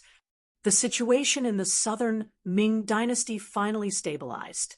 Mao Mu took over and controlled the entire group of eunuchs. His subordinate, Zhang Chun, became the head eunuch of the Imperial Horse Directorate. His subordinate, Zhu Hai, became the eunuch in charge of the emperor's daily care. With the help of these people and the embroidered uniform guards in his hands, it was guaranteed that if there were any big movements, Yang Qindong would be the first to know. In Qiqian City, Baiming's observer group had also left and returned. Because Hu Shao was old and couldn't bear the pain of the bumpy journey, he was left in Qiqian City. Queen Hu Yen found a large house outside the palace. When she missed her grandfather, she could go and see him at any time to relieve the pain of homesickness. During this time, Yang Qindong met with the representatives of Baiming's observer group. Among them was the leader of the observer group, the Crown Prince's junior tutor, Grand Scholar, and Minister of Justice, Su Yozhen. Speaking of Su Yozhen, his fate was completely changed by Yang Qindong. In history, he made a great contribution in saving Zhu Qizhen. Later, he rebelled and was killed. Now, he was still alive and well. Not only that, but he also became the teacher of Zhu Qiu's only son, Zhu Jianji. More importantly, Su Yozhen was Yang Qindong's subordinate. This allowed him to maintain an excellent state of mind in the upcoming battle between Baiming and Yang Xie. Su Yozhen was secretly brought to a small courtyard by Yang Qindong at night. His identity couldn't be exposed yet. Under the guidance of the Black Knight Dragon Guard, Su Yozhen saw Yang Qindong in the small courtyard, who was singing to the moon. She quickly walked a few steps forward. When he got close, he knelt on the ground with a thud. Minister Su Yozhen greets the king. Ha! Please rise. Yang Qindong helped Su Yozhen up with a smile on his face. He looked like a group of ministers who were enjoying each other's company. Very few people knew the contents of the meeting.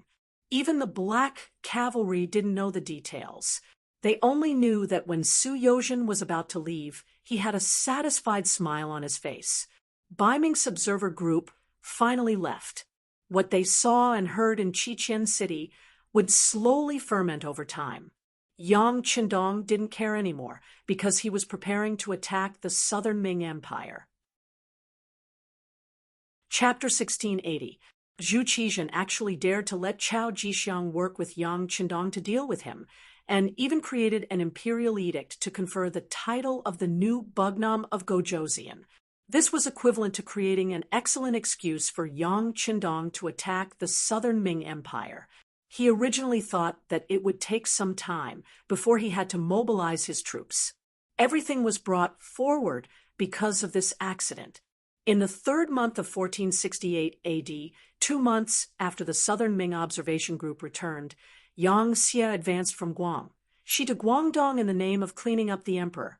The battle was about to begin. Yang Xie sent out the 1st Cavalry Division, the New Army, the 3rd Army, the 2nd, 4th, and 5th Divisions of the Lung Vanguard, as well as the 1st, Meng 2nd, and Meng 3rd Divisions of the Russian Empire. Close to 300,000 troops were split into 3 directions: Guangdong, Hubei, and Jiangxi.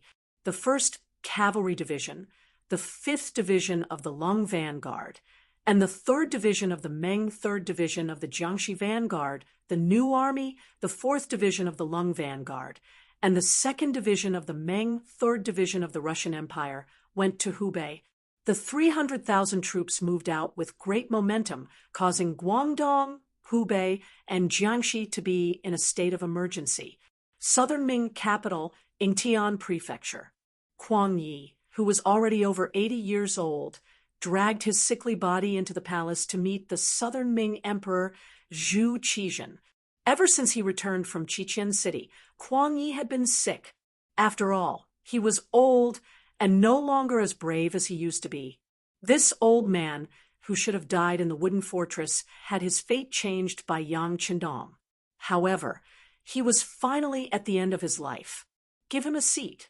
Seeing Kuang Yi trembling as he walked into the hall, Zhu Qizhen shouted from the bottom of his heart. Eunuch Zhu Hai hurriedly complied and directed the other eunuchs to bring over a wooden chair with a very thick cushion on it. He then helped Kuang Yi sit on it. After tossing and turning, Kuang Yi's face was slightly red, which was caused by his anger. It seemed that his body really couldn't take it anymore. This old subject has come to see your majesty to ask on behalf of the officials of the Ministry of War whether the food and military equipment have been properly prepared and whether the soldiers are sufficient. Kuang Yi took a long while to finish his words. Minister Kuang, the food and weapons have been prepared. It's just that the issue of the source of soldiers is still a little troublesome. I'm afraid it'll take some time. Zhu Qizhen's voice had a trace of fear in it as he spoke. There was nothing they could do about it. The influence of the members of the observer group was too great. Under their influence, it seemed that everyone knew that Yang Xie was extraordinarily powerful. They all knew that if they were to fight with them, they would lose more than they would win. As a result, many young people were unwilling to join the army. After receiving the news, Zhu Qizhen had no choice but to give the order to capture able-bodied men. But even so, the effect was still not good. Many young people ran away from home and hid in the nearby homes. This made it difficult for the supply of reinforcements to arrive. Kuang Yi had been bedridden at home for a while, so he wasn't clear about the matters of the court.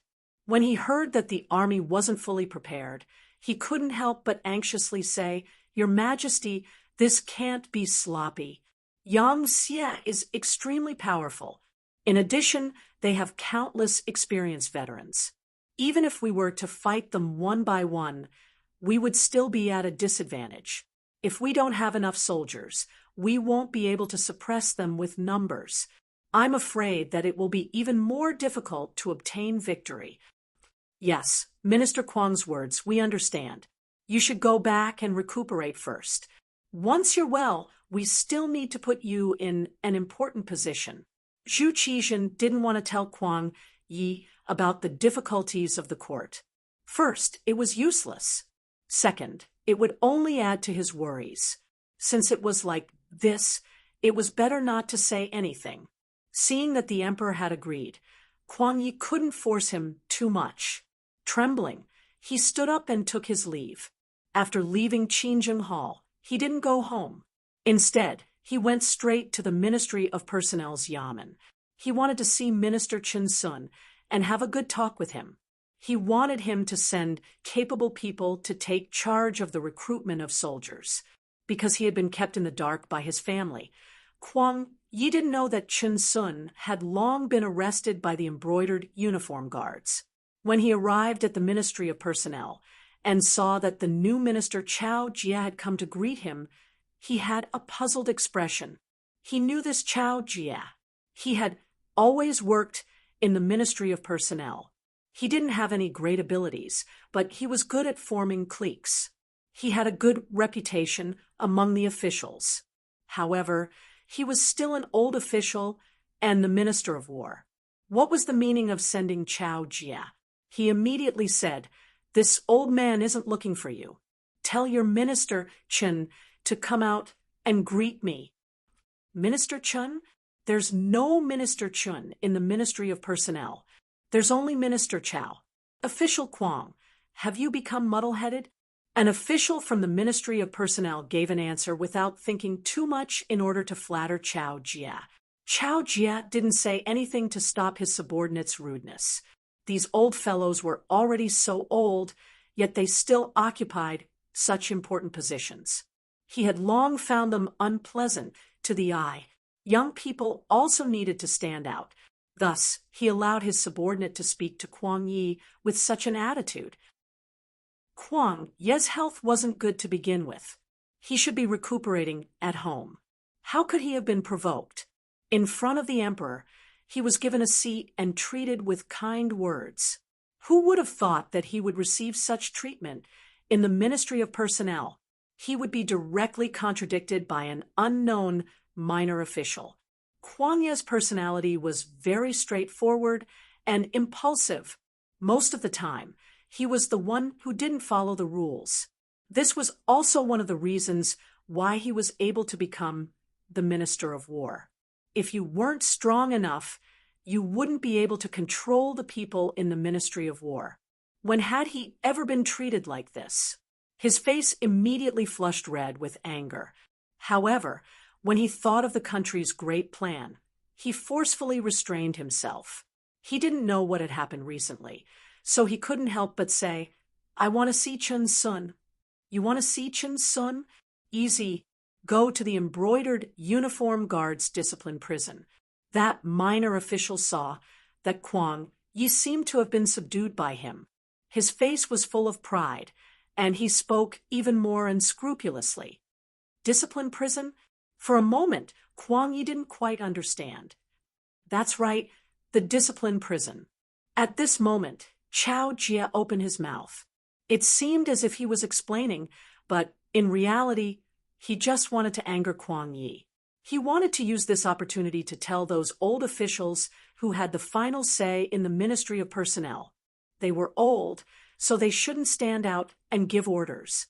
Not only is Chen Sun in the discipline prison, but Wang Zhuo, Xie Chong, Xiao Xian, and the others are also there. They actually said that the Nanming Empire wasn't a match for Yangxia and caused a bad influence. They've all been arrested. Chao Jia had just finished speaking when he saw a black figure suddenly collapse in front of him. Upon closer inspection, he realized that Kuang Yi had fainted from anger. Blood was flowing out of the corner of his mouth. It was obvious that he had fainted from anger, considering Kuang Yi's seniority. If he really died in the Ministry of Personnel, he wouldn't be able to explain himself. He hurriedly shouted for people to carry the unconscious Kuang Yi and send him to the Kuang Manor. Then, he sent people to the palace to find an imperial physician. Kuang Yi fainted from anger and his body's condition worsened. When he returned to the manor, he slowly woke up after tossing and turning and spitting out another mouthful of blood. He muttered the words destroying the Great Wall and fainted again. 3 days later, Kuang Yi finally breathed his last. This loyal official who had devoted his entire life to building the Great Ming Empire's army finally left the Great Ming Empire at a crucial time. This was all thanks to Mao Mu. He had captured all of the capable officials of the Nanming Empire and replaced them with officials who only knew how to fight for power and profit. In reality, they didn't have much ability. Not only did this cause the Nanming Empire's work to be unable to progress smoothly, it also caused Kuang Yi to faint from anger until he died of illness. However, at this time, no one cared about Kuang Yi's life or death. Even when Zhu Qizhen received the news, he only sent his prince, Zhu Jianshan, to offer his condolences. Speaking of Zhu Jianshan, he was already a young man of 21 years old. He was in his prime. In history, Emperor Xianzong of Ming dynasty was wise and benevolent. He could be considered a good emperor.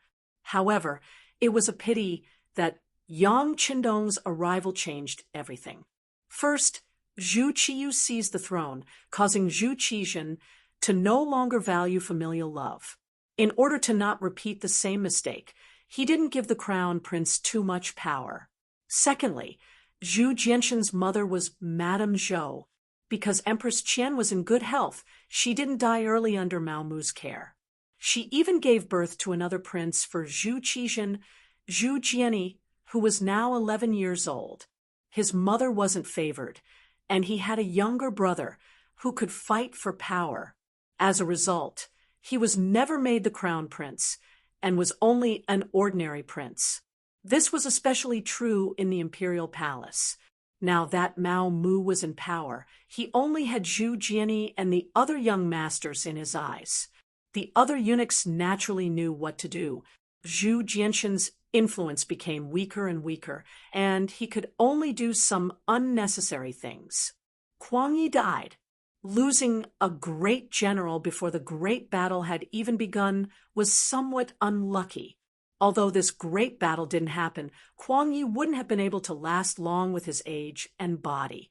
But things happened so coincidentally that the impact wasn't good. Mao Mu deliberately spread the news. For a time, whether it was in the imperial palace or among the common people, there were many unfavorable comments about the southern Ming Empire. This made the recruitment of soldiers even more difficult. After all, who would send their children to die in a war that they knew they were bound to lose? When the officials trembled and wrote a report about the recruitment of soldiers that didn't go well and presented it to Zhu Qizhen, this emperor, who was plagued with misfortune, didn't get angry. Or it could be said that he already knew everything and was mentally prepared. He didn't want to be like Kuang Yi and be angered to death by his officials.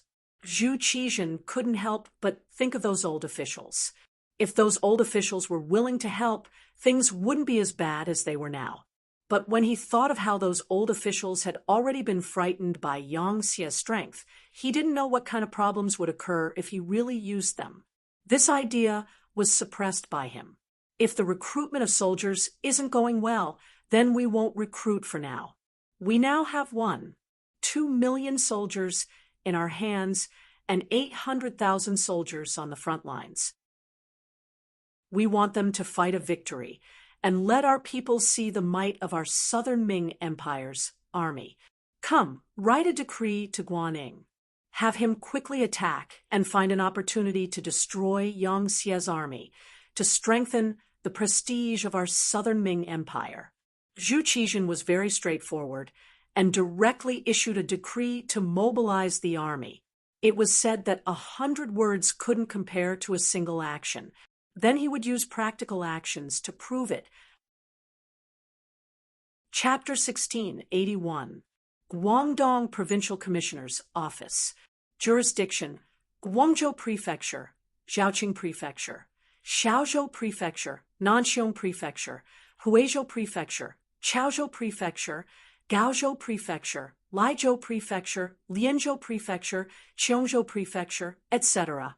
Of course, Gaozhou Prefecture and Laizhou Prefecture had been taken over by Yang Xie's five-star army. As a result, Guangdong was no longer complete. This had once caused Guangdong Provincial Commissioner Yang Xian to tremble in fear, fearing that the five-star army would attack at any moment.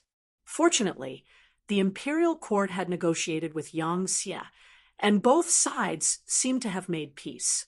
However, Yang Xie had been assassinated in the capital, and Chao Jixiang had brought a fake imperial edict to incite Yang Xie's servant, Yang Lu, to rebel after Yang Xie took out the imperial edict from Chao Jixiang's hands.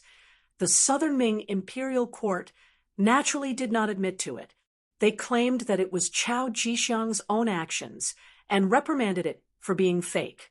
However, anyone with a bit of judgment knew that it was definitely Zhu Qijian's doing. Although eunuchs had a lot of power, they did not have the guts to forge an imperial edict to reclaim the title of king. This was not the first time Yang Xian had cursed Chao Jixiang's incompetence. If you want to do it, then so be it. It is said that the strongest fortress is the easiest to break through from the inside. Instigating the people of the Yang faction to rebel is the right direction, but the key is why you didn't succeed, and the evidence was even obtained by others. If this isn't incompetence, then what is? Now, with such an excuse, Yang Xie would have enough reason to attack. As such, Yang Xian quickly mobilized his troops and made the decision to fight against Yang Xie. At this moment, the imperial court had also seen this scene clearly. The reinforcements had arrived. When General Guaning brought 300,000 soldiers to Guangzhou Prefecture, Yang Xian's heart calmed down, and he hurriedly brought his officials to welcome them. After all this training, Guaning had finally matured and became a great general. He had 300,000 soldiers under his command, and could be said to be very proud of himself. However, if one looked closely, one could see the worry in his eyes. Guaning had dealt with the five-star army a long time ago, and they had worked together to quell a riot. At that time, the strength of the five-star army had shocked Guaning. Now, so many years had passed, and Yang Xie had taken over several territories of the Great Ming dynasty. The strength of the other party could be imagined. It could be said that this mission would not be easy to complete. The general died in 100 battles. As a trusted general of the Southern Ming dynasty, it was Guan Ying's fate to die on the battlefield. He couldn't refuse it, and he wouldn't refuse it. He wanted to see how strong the five-star army had become. He wanted to teach the five-star army a lesson and let them know that in front of the Southern Ming Empire, the five-star army was nothing. The 300,000-strong army directly moved to the outskirts of the city and set up temporary barracks. Guaning and his group entered the city and met the civil and military officials of Guangdong. As one of the most important guards in Guangdong, General Li Hani of the Guanghai Guards reported the situation to Guaning. For this person to be able to become the commander of a guard, he was quite capable. At the very least, he had a clear understanding of the strength of the five-star army and the numbers of the troops sent out. General Guan, the five-star army on the other side has around 100,000 strong soldiers. They have the 3rd Legion as the main force, with the 2nd Division of the Longfeng Division and the 1st Division of the Russian Empire as support. The 3rd Legion has around 50,000 strong infantry and firearms. The 2nd Division of the Longfeng Division is all firearms, and the 1st Division of the Russian Empire is all cavalry, numbering around 50,000 strong. There are also some auxiliary troops transporting rations, but the number is unknown. Oh, right. I heard from the scouts that Bugnam of Gojoseon will personally come to the front lines to command the battle. After he finished speaking, General Li Hani returned to his seat. Yang Xian and the other civil officials all looked at Guaning expectantly, waiting for his reply. Guaning had already noticed everyone's gazes and knew that he had to make a statement to reassure them. He immediately laughed and said with a magnanimous tone, "Very good. General Lee has done a lot of work. Since we know the enemy's deployment, the rest will be easy. This time, I have brought 200,000 strong soldiers. Including the soldiers from Guangdong, we have a total of 300,000 strong soldiers. The enemy only has 100,000 strong soldiers. With 3 against 1 and the terrain advantage, how can we not win?" Yes, we have the advantage in numbers and are more familiar with the terrain. We will definitely win. Yang Xian and the others agreed. For a moment, everyone voiced their agreement, as if they had already won the battle. Kuang Ye's expression did not change. All these years, he had been studying the tactics of the 5-star army. Although he did not personally go to the front lines, he could see how powerful the enemy was from their achievements. He had never underestimated his opponent. If the 5-star army was easy to deal with, they would not have such glorious achievements. However, it was absolutely impossible for the Southern Ming Empire to surrender without a fight just based on this battle record. Kuang Ye's face was full of fighting spirit. "My lords, the 5-star troop is very aggressive this time. I heard that they are either on horseback or on bicycles, and they move very quickly. In order to prevent them from using their advantage, I have decided to defend the Guangzhou prefecture in this battle and unite the army into one fist. We will use our advantage to fight them at the city gates." Good, this is a good idea. We'll combine our advantages and allow them to move too quickly. In the end, they'll still have to obediently come to the city and fight with us. Li Hani was the first to agree. The 2 generals had the same opinion, and those civil officials who didn't understand military tactics all expressed their agreement. The left envoy of Guangdong, Yang Xian, expressed that he would take care of the food reserves and ensure that the army had enough to eat. After the meeting, the Southern Ming Empire quickly took action. The Southern Ming Empire's army in the nearby cities received the order and quickly left the city to gather in the direction of the Guangzhou prefecture. In a short period of time, the Southern Ming Empire's military strength in the Guangzhou prefecture reached 450,000 soldiers. The 5-star army that was marching towards Guangdong also received intelligence from the spies in the various cities. They knew that the Southern Ming Empire's army was retreating to the Guangzhou prefecture and intended to fight a decisive battle with them. Immediately, they sped up their march and headed straight for the prefecture of Guangzhou. After a few months of training, the Third Army had regained its original personnel structure. The missing personnel were transferred from Crimson City and were all carefully trained by the 1st Division of the Cold Front. With the addition of these people, Wu Sheng's confidence skyrocketed. Now, he was just waiting for the right opportunity to fight the Southern Ming Empire. In Yang Xie's army, the Third Army's composition was the most complicated. They had infantry, cavalry, and firearms. This was also because the Third Army was formed under the pincer attack of the Ross Duchy and the Golden Horde. They were far away from the rear and couldn't get any supplies or personnel to replenish their forces. Fortunately, they had persevered until now and finally achieved results. The Third Army had grown from less than 8,000 soldiers to more than 50,000 soldiers. Now, they could be described as having high morale and powerful combat strength. The Third Army was already so powerful, let alone the 2nd Division of the Cold Front. Although there were only about 10,000 of them, they were all made up of musketeers. It wasn't difficult for them to do, so, as they were all motorized troops, the 3-wheeled motorcycles that filled the entire 2nd Division allowed their movement speed to increase by more than 10 times. During this period of time, after Crimson City successfully built the first 3-wheeled motorcycle, they sped up the production process. In the end, they produced close to 10,000 motorcycles, all of which were allocated to the 2nd, 4th, and 5th Divisions of the Cold Front. Originally, the 2nd Division of the Cold Front needed to use bicycles to increase their speed.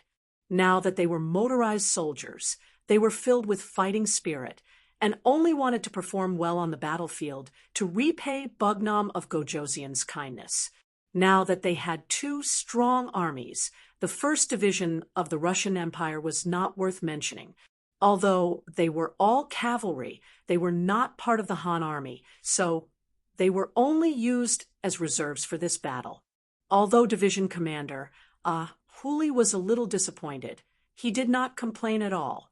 Instead, he kept his subordinates under control and warned them that their opponents this time were the Han.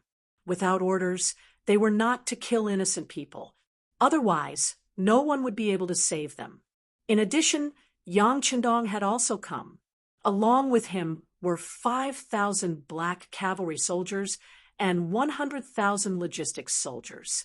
These were Han auxiliary soldiers who had undergone short training. Their role was not on the battlefield.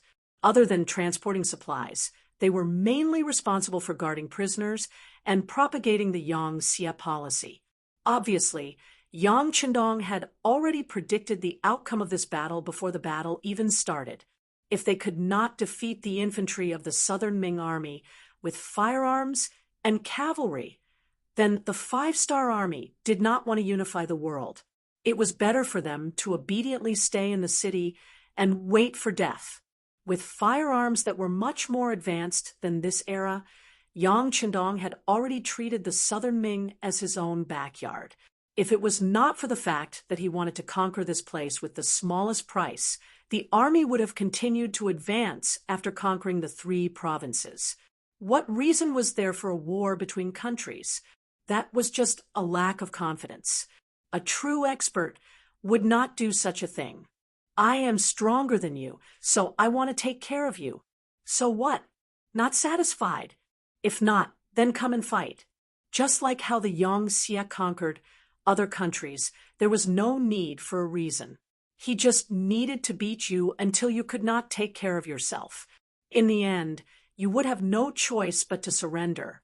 However, Yang Qindong believed that he was already very lenient towards the Southern Ming Empire, the land of the Han people. His original plan was to reform them and assimilate them at the same time.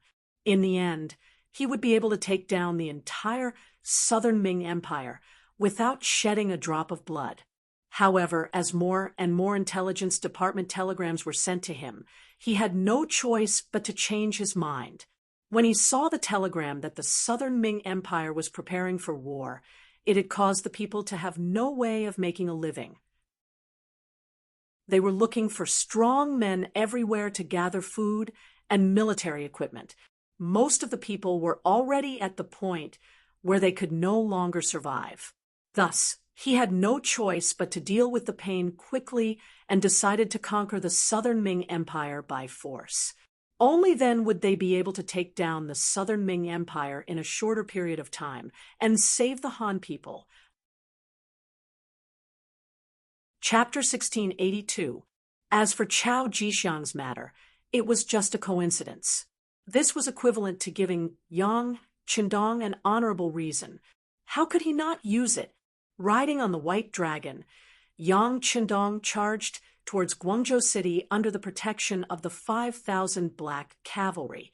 At the same time, the vanguard of the 2nd Division of the Lung Vanguard had arrived at the city gate tower and started setting up camp 8 miles away from the city.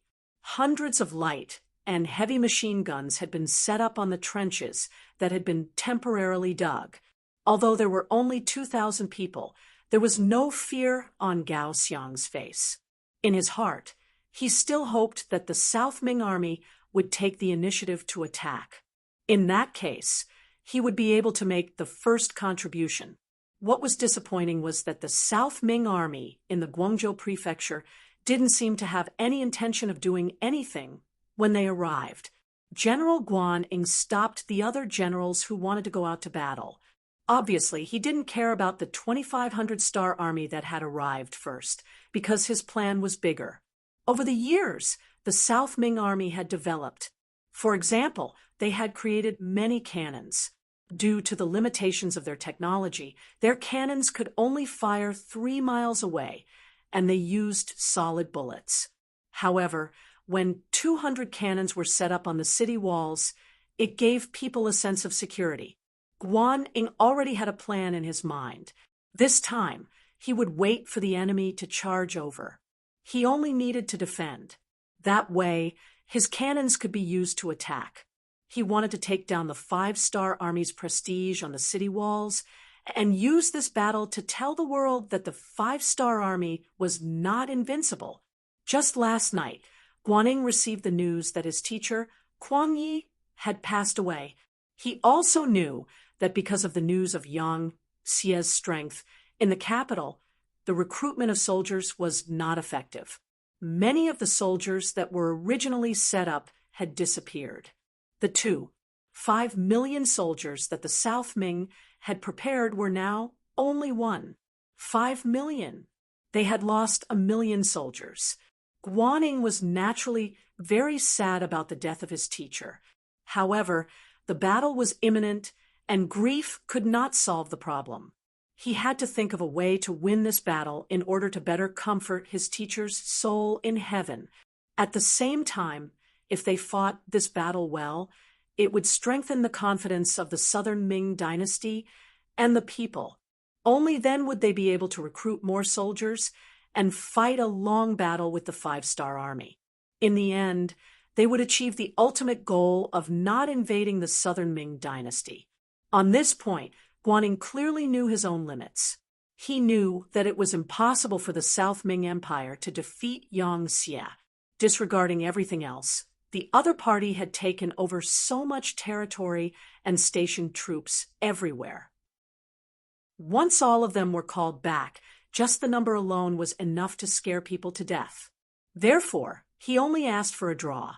In the end, the Southern Ming Empire would recognize Bugnam of Gojoseon as a legitimate country, and the Southern Ming Empire would be able to govern itself.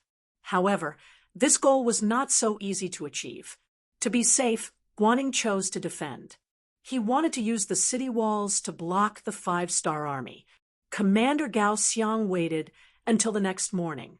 After seeing that the Southern Ming Empire had no intention of attacking, he knew that the other party would not take the initiative to attack.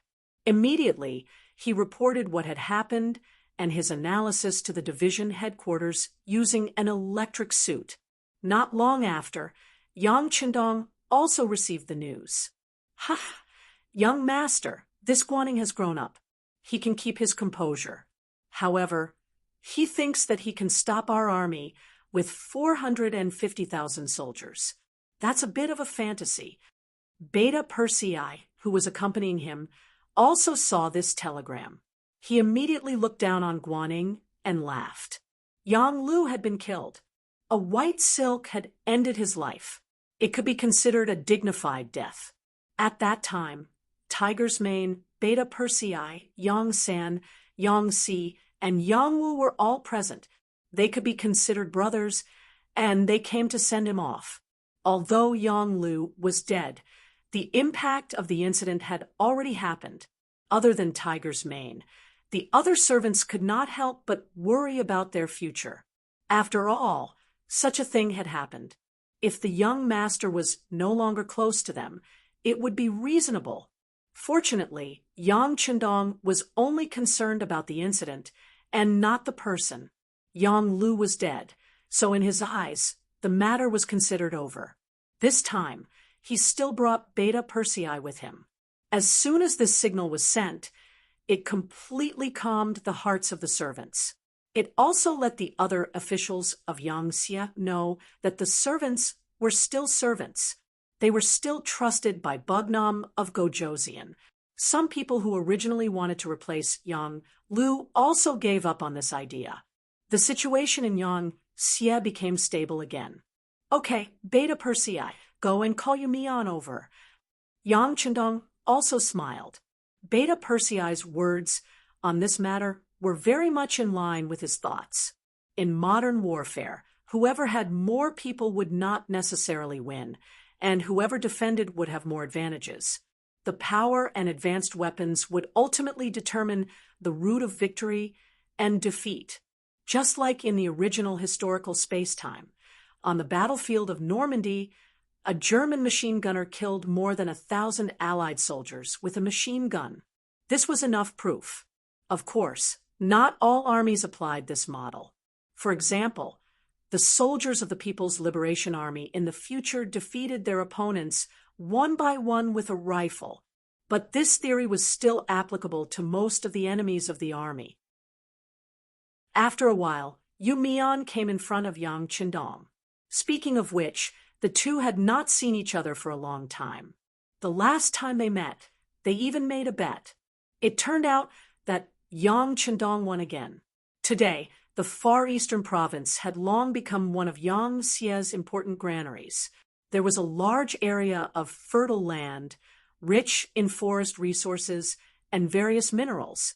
It could be said that except for the cold climate, it was already perfect, especially after the construction of the train tracks. In spring, summer, and autumn, the people chose to work. In winter, they left their homes to travel or relax in the three eastern provinces. It was a beautiful life. It was equivalent to Yu Mian losing to Yang Qindong. This time, no one brought up the matter of the bet. They called Yu Mian to talk about the reconstruction of the southern Ming dynasty and persuading them to surrender. Yu Mian, with our powerful military strength, it won't take long for us to win on the battlefield. Persuading the officials of the southern Ming dynasty to surrender, and the reconstruction work after the war will be handed over to you. How is it? Do you have any difficulties? Yu Mian was already in his 40s and was in the prime of his life. When he heard Yang Qindong's question, he immediately straightened his posture and said, replying to the sixth young master, I promise to complete the task. Yu Mian had this confidence because this time there were 5,000 cadres from Rijing City accompanying him. These people were all cultured and experienced management talents. There were also 5,000 cadres from other Yang Xie provinces.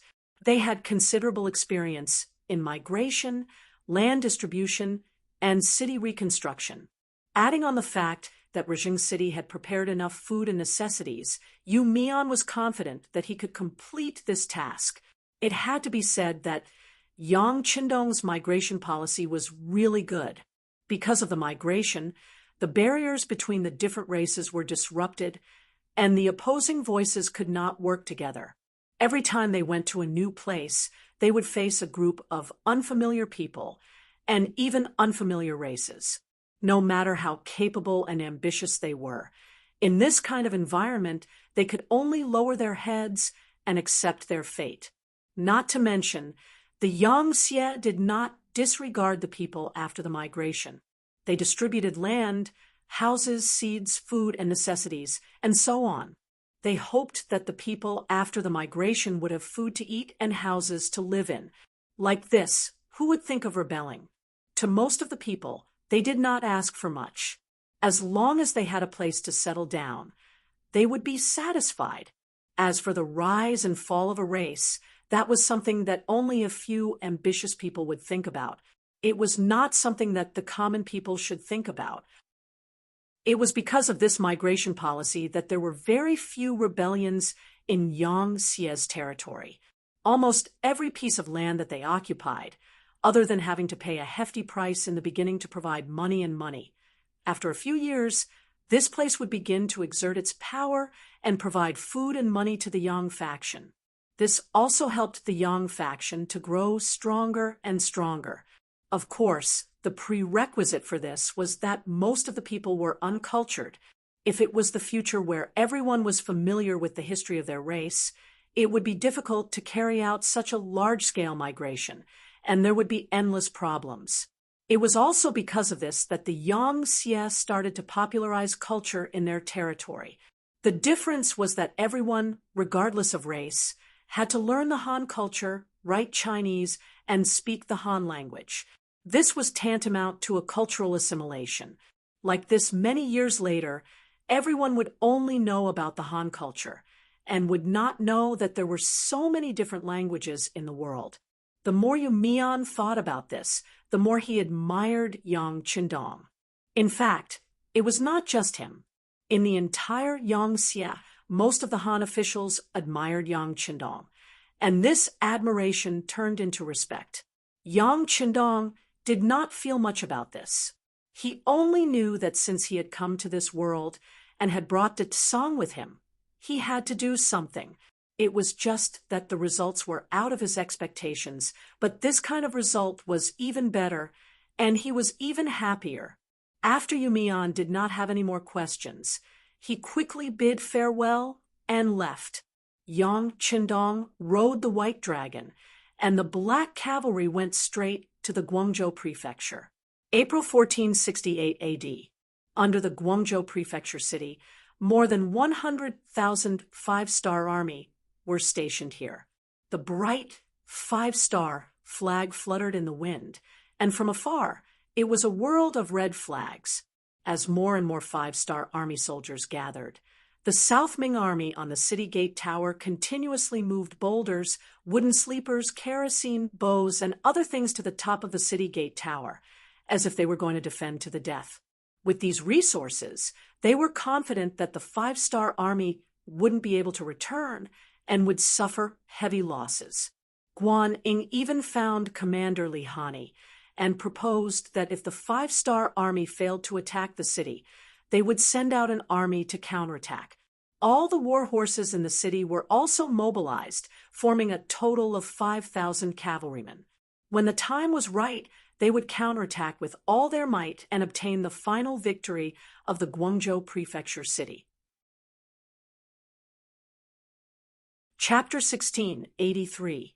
With a large pile of defensive equipment, sufficient soldiers, and enough provisions to last for a year, Guan had a calm and steady look on his face. He wanted to see what the five-star army, who had always been known to be invincible, would do at this moment. It was said that one's thoughts determined one's vision. Guan Ying's scope was still too small. At most, he had a place in the southern Ming dynasty. Compared to Yang Shi, who had already conquered all of Asia and even had a navy that was advancing towards Europe and the Western countries, it was not an exaggeration to say that Guan Ying was like a firefly compared to the bright moon. Just as Guan Ying was thinking about how to defend, the five-star army's cannons were ready to assemble at the Guangzhou government. This time, the five-star army was using the newly developed 120 mm field cannon. Compared to the 90 mm field cannon, which had a range of 10 miles, and the 75 mm field cannon, which had a range of 6 miles, it could shoot up to 15 miles. The larger the caliber, the greater the lethality. Everything was difficult at the beginning. Once the beginning was made, the next step would be much easier. The lathes were constantly being updated. In addition, there were many new cannons in the warehouse for people to imitate and research. Currently, the progress of the cannons in the Crimson City was increasing rapidly. It was worth mentioning that the new weapons were mainly used on the Navy's ships for the conquest of the West. The new weapons allowed Yang Xie's military committee member and deputy commander of the Navy, Gao Xiong, to fight against the foreign races with greater ease. After a few months, they had already conquered the Cape of Good Hope and landed in Africa's Niger River. It was foreseeable that news of their victory would arrive soon. Yang Qindong had also thought of boarding a large ship and killing his way to the west. However, no one agreed to this suggestion. The sea was different from the land. Danger could come at any time. If something happened to Yang Qindong, no one would be able to take responsibility. Helpless, Yang Qindong could only give up on this idea. The 2nd Division of the Cold Front Division's cannons were pulled 5 miles away from the Guangzhou government. This distance was out of the range of the Southern Ming's red coat cannons. Accompanying the division commander, Xiao Feng, to inspect the cannons, was a young man. Crown Prince Chang, please be careful. When he saw that the young man was actually carrying the ammunition box with the artillery soldiers, Commander Xiao Feng, who had never frowned in the face of so many enemies on the battlefield, broke out in cold sweat. The young man was Yang Bo. This time, he had taken the initiative to come to the battlefield. Yang Chendong also agreed. If he wanted to inherit his great cause, he had to learn this lesson on the battlefield. Only by doing so would he know that victory was not easy to come by. Only by doing so would he be able to intimidate Yang Xie's 3 armies and the millions of soldiers that he would have in the future. In order to train Yang Bo, other than returning to Yang Chendong's side at night to report what he had seen and heard, he was allowed to roam freely in the army to observe what he was interested in. Under safe circumstances, no one was allowed to stop him. As a matter of fact, when Yang Bo heard that the artillery soldiers were about to attack, he took the initiative to come. This frightened Xiao Feng. He knew that this person was very precious, not to mention that his life was in danger. Even if his skin was scratched, he would not be able to bear the consequences. Helplessly, he could only accompany him. This caused the artillery regiment's commander, Lin Luan, to be very careful as he led a group of artillery regiment's officers to protect him. All right, Division Commander Xiao, Regiment Commander Lin, go do what you are supposed to do. I am here to learn and experience, not to be protected. Yang Bo, who was already 12 years old, saw that there was nothing he could do with so many people surrounding him. He could not help but put down what he was doing and turn to look at Yang Bo and the others.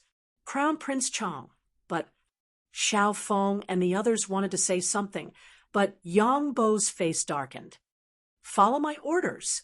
This is a military order. You cannot disobey it. Needless to say, Yang Bo, who was wearing a custom-made military uniform that was a few sizes smaller, was quite impressive when he was angry. At the very least, he managed to intimidate Xiao Feng and the others. They had to obey military orders.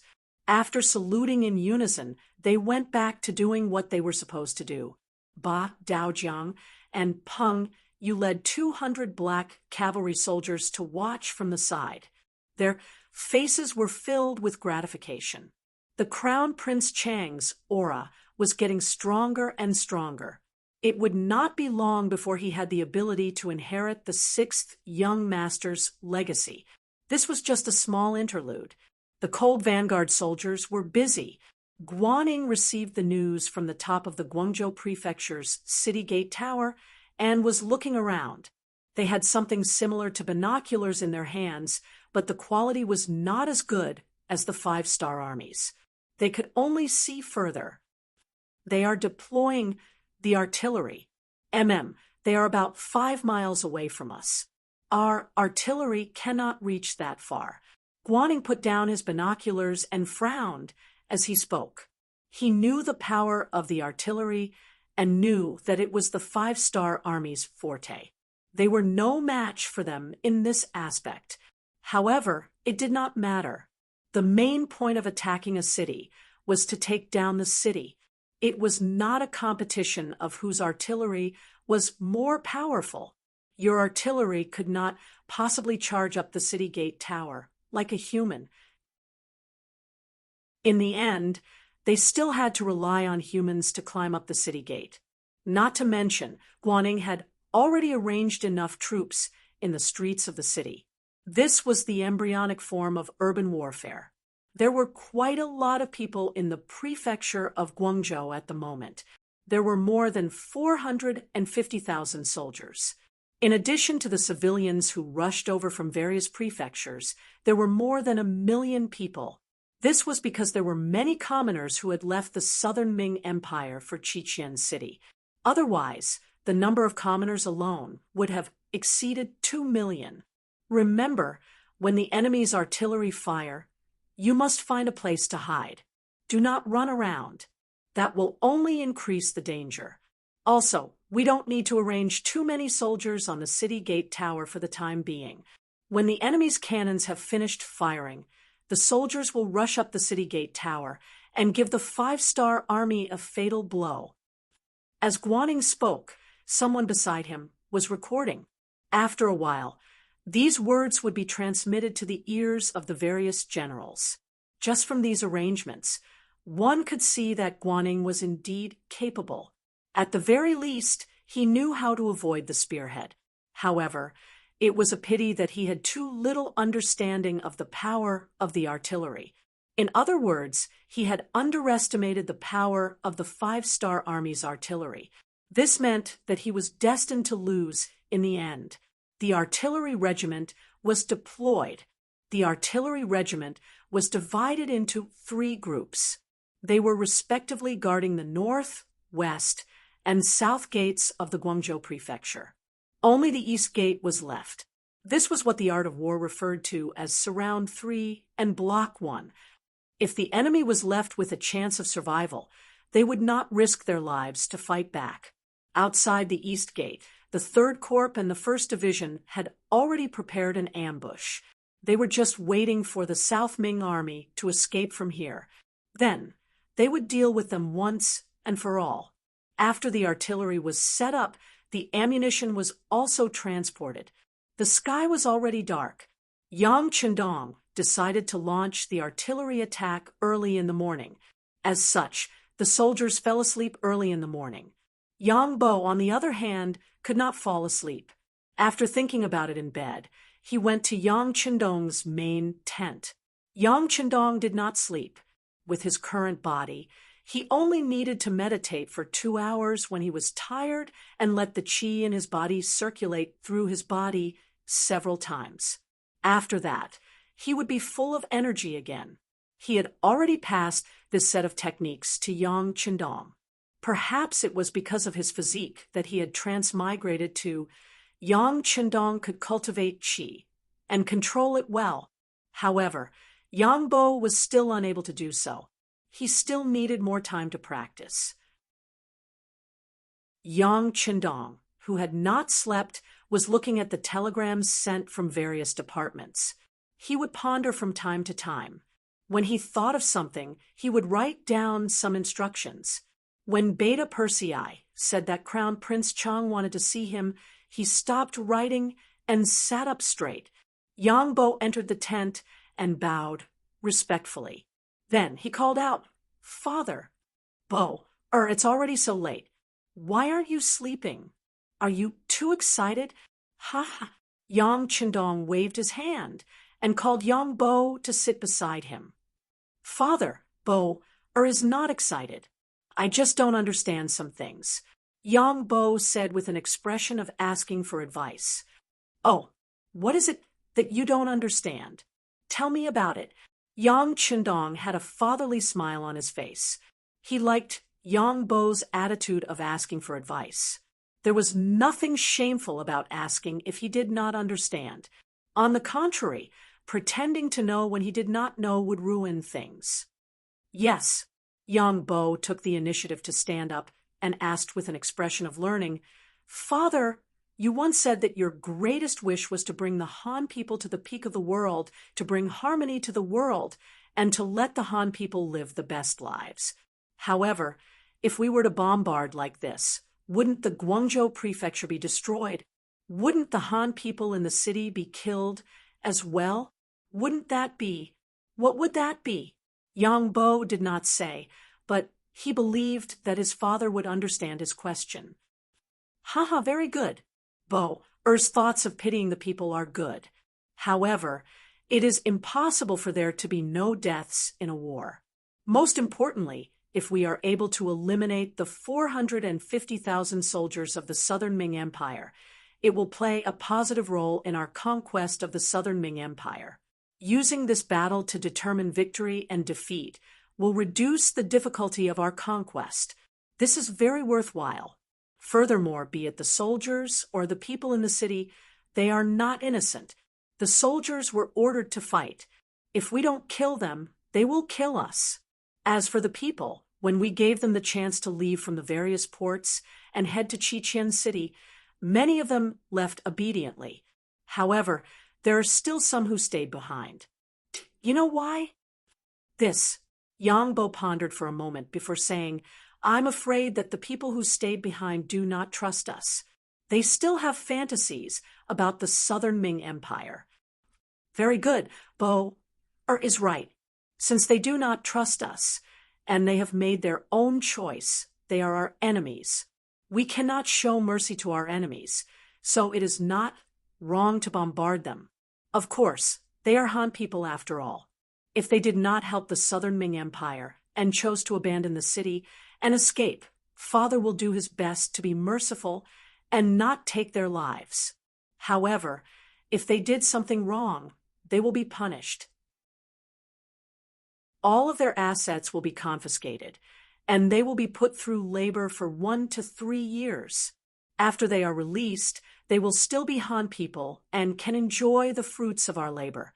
This is a reward and punishment.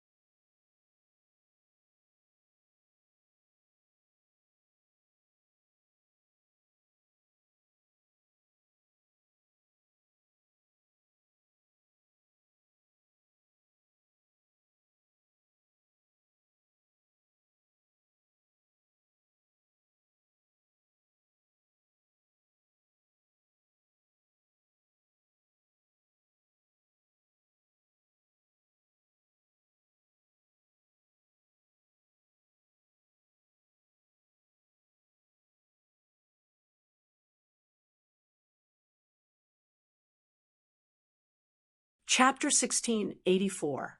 Such a detailed explanation made Yang Bo nod his head continuously. He finally understood his father's painstaking efforts. At this moment, the haze on Yang Bo's face disappeared. Instead, he bowed deeply. Father, Bo, will remember your words. Haha, good. Yang Chendong patted Yang Bo's shoulder with a gratified expression. In fact, as Yang Chendong thought, the commoners who accompanied the South Ming army in the Guangzhou prefecture did indeed treat the five-star army as an opponent. This was not as simple as distrust. Among the commoners, there were mainly tyrants. They had already received news that wherever the five-star army went, the rich would only be able to leave behind 20% of their wealth. This was something they could not accept. Although most of their wealth came from the great Ming dynasty's good policies and exploitation, this was also a kind of ability, wasn't it? Why should the wealth that they worked so hard to obtain be handed over to the Yangtze? They could not understand, so they wanted to be enemies with the five-star army. In order to let the South Ming army win the war, these tyrants even took out money and food to provide for the South Ming army. With such people, even if they died under artillery fire, Yang Chendong would not feel the slightest bit of heartache. Other than these tyrants, there were also some elderly people. They did not want to leave their homes. Even if they died, they wanted to die in their homeland. Of course, the proportion of such people was very small.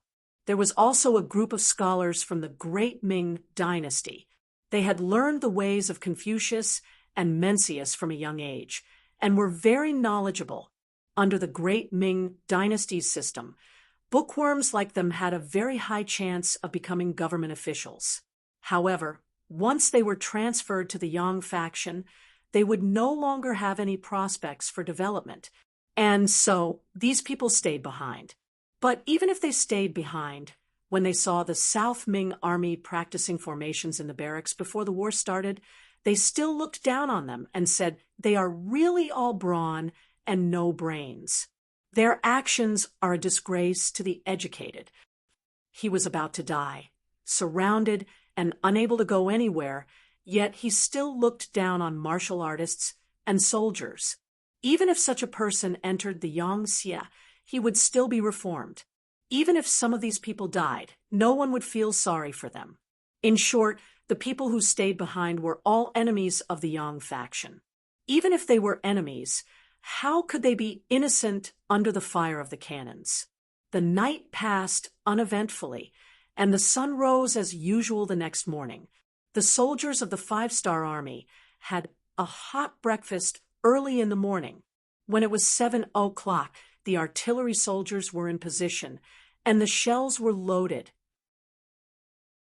Commander Lin Luan, who had the rank of senior colonel, Lung Feng's officers were all high-ranking officers, raised a small red flag, and shouted loudly in front of everyone, "Target Guangzhou Prefecture City Wall. Distance, 5 miles. Direction, to the left 004. +2. Reload. Delay fuse. Everyone get ready." As the red flag suddenly fell, Lin Luan shouted again, "Fire!" Boom, boom, boom. Cannonballs shot out of the barrel and headed straight for the prefecture of Guangzhou. After the cannons were fired from the west gate, the cannons were fired from the north gate and south gate as well. For a moment, the sound of cannons rumbled, causing the earth to tremble. The Guangzhou prefecture's city walls, which were marked as the attacking side, were instantly riddled with holes. As the cannonballs landed one after another, pieces of the walls fell off, and waves of cries and screams rang out. It was clear that under the bombardment, many southern Ming soldiers were hit, and the screams came from the mouths of these soldiers. The southern Ming soldiers couldn't even raise their heads after being hit by the blazing flames one after another. These country bumpkins finally saw the power of the Yangtze cannons. It was definitely not something their red coat cannons could compare to.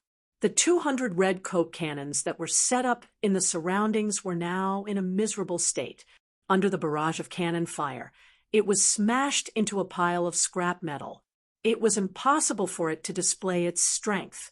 Hearing that the cannons were all destroyed, Guan Ying's face showed a look of heartache. However, the southern Ming generals beside him did not notice this. Instead, they kept flattering him. Thanks to the general's great foresight, we had the soldiers withdraw from the city tower in advance. Otherwise, the losses this time would be too great. Yes, I really did not expect the five-star army's cannons to be so powerful. Of course, they did not expect that we had already made arrangements under the general's orders. Ha ha ha. This time, these cannons are destined to return empty-handed. When they are done, it will be time for us to show our power. The generals were all talking at once, one after another. Those who did not know would think that they were already the victors. After half an hour of artillery fire, the explosions finally became weaker and weaker until they completely disappeared. Guan Ying's expression returned to normal, although the redcoat cannons that he had arranged were destined to not be of much use. It was still a great contribution to preserve the main force of the army. Now, it was up to their own skills. Come, send everyone up to the city tower. The cannons have stopped firing. The five-star army should be preparing to attack. For a moment, the sound of soldiers shouting could be heard everywhere. The southern Ming soldiers, who had been hiding, also began to rush up the city tower.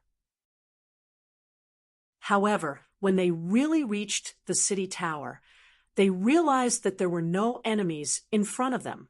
There was also no sign of the five-star army. What's going on?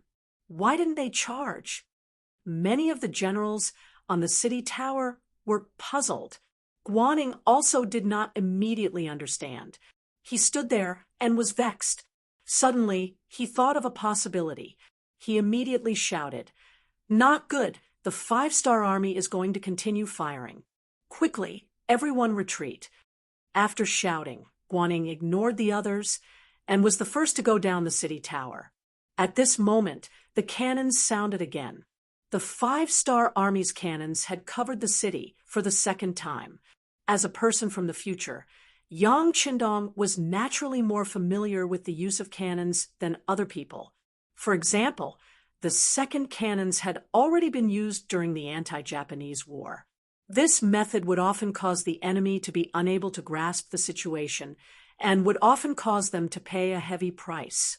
Previously, Yang Qindong did not know that Guan Ying had withdrawn the army in advance. The second cannons that he ordered were just a habit. It was this habit that caught the southern Ming army off guard and caused them to suffer heavy losses. Many of the southern Ming army still did not know what was going on. While they were still crowded on the city tower, the cannons rumbled and landed on the city wall.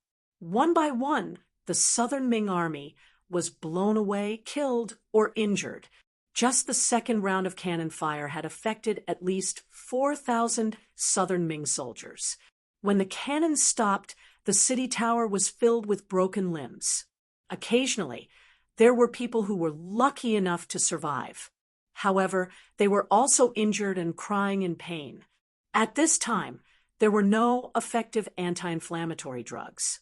Once the injuries were too serious, they were basically waiting for death. Less than 4 hours after the battle started, there were already more than 1,000 injured people. Moreover, these people might not be able to be treated. Guan Ying's expression became even uglier. He was not afraid of the five-star army attacking the city. With his preparations in advance, as well as the sufficient troops and food in the city, he was confident that he could fight a big battle with the five-star army. Even if he could not win, he would be able to remain undefeated for a certain period of time. However, the feeling of not being able to see anyone and being hit by long-range cannons was really not good. It gave people a feeling that they could not use their strength. The cannons stopped for the second time. This time, the five-star army moved.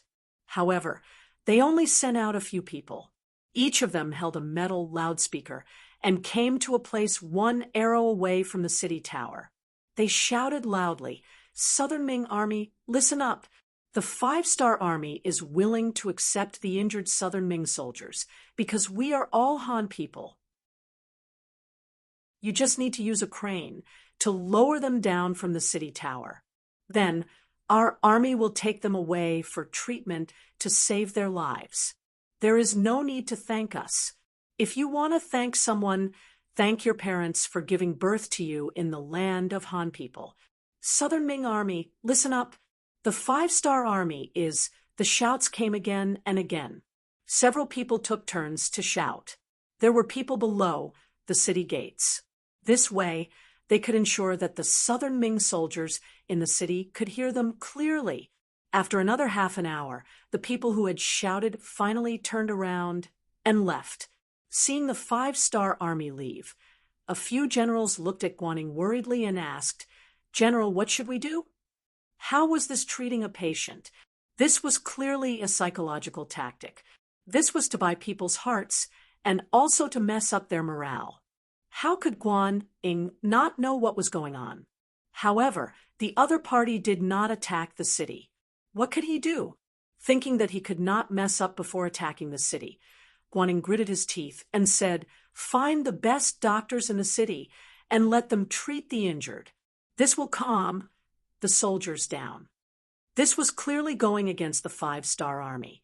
It was also telling the soldiers that the 5-star army could save them. The Southern Ming Imperial Court could also save them. They just needed to work hard. As expected, this move was effective. When the other Southern Ming soldiers saw the injured being carried into various hospitals and the doctors running over to treat them, they were very happy. This also indirectly proved that if they were injured, they would not be abandoned. This meant that they had a higher chance of survival. After breaking the psychological breakdown of the 5-star army, before they could take a breather, the sound of cannons rang out again. However, this time, the cannons did not land on the city tower. Instead, they fired towards the Guangzhou prefecture. For a moment, the sound of cannons could be heard everywhere in the city. Because some places were made of wood, they were directly set on fire. The cannons directly extended into the city and caught the Southern Ming army off guard. Without enough preparation, they suffered heavy losses. Chapter 1685. This was because the cannonballs did not hit any of the stored supplies. For example, flammable items such as kerosene. Otherwise, who knew what would happen?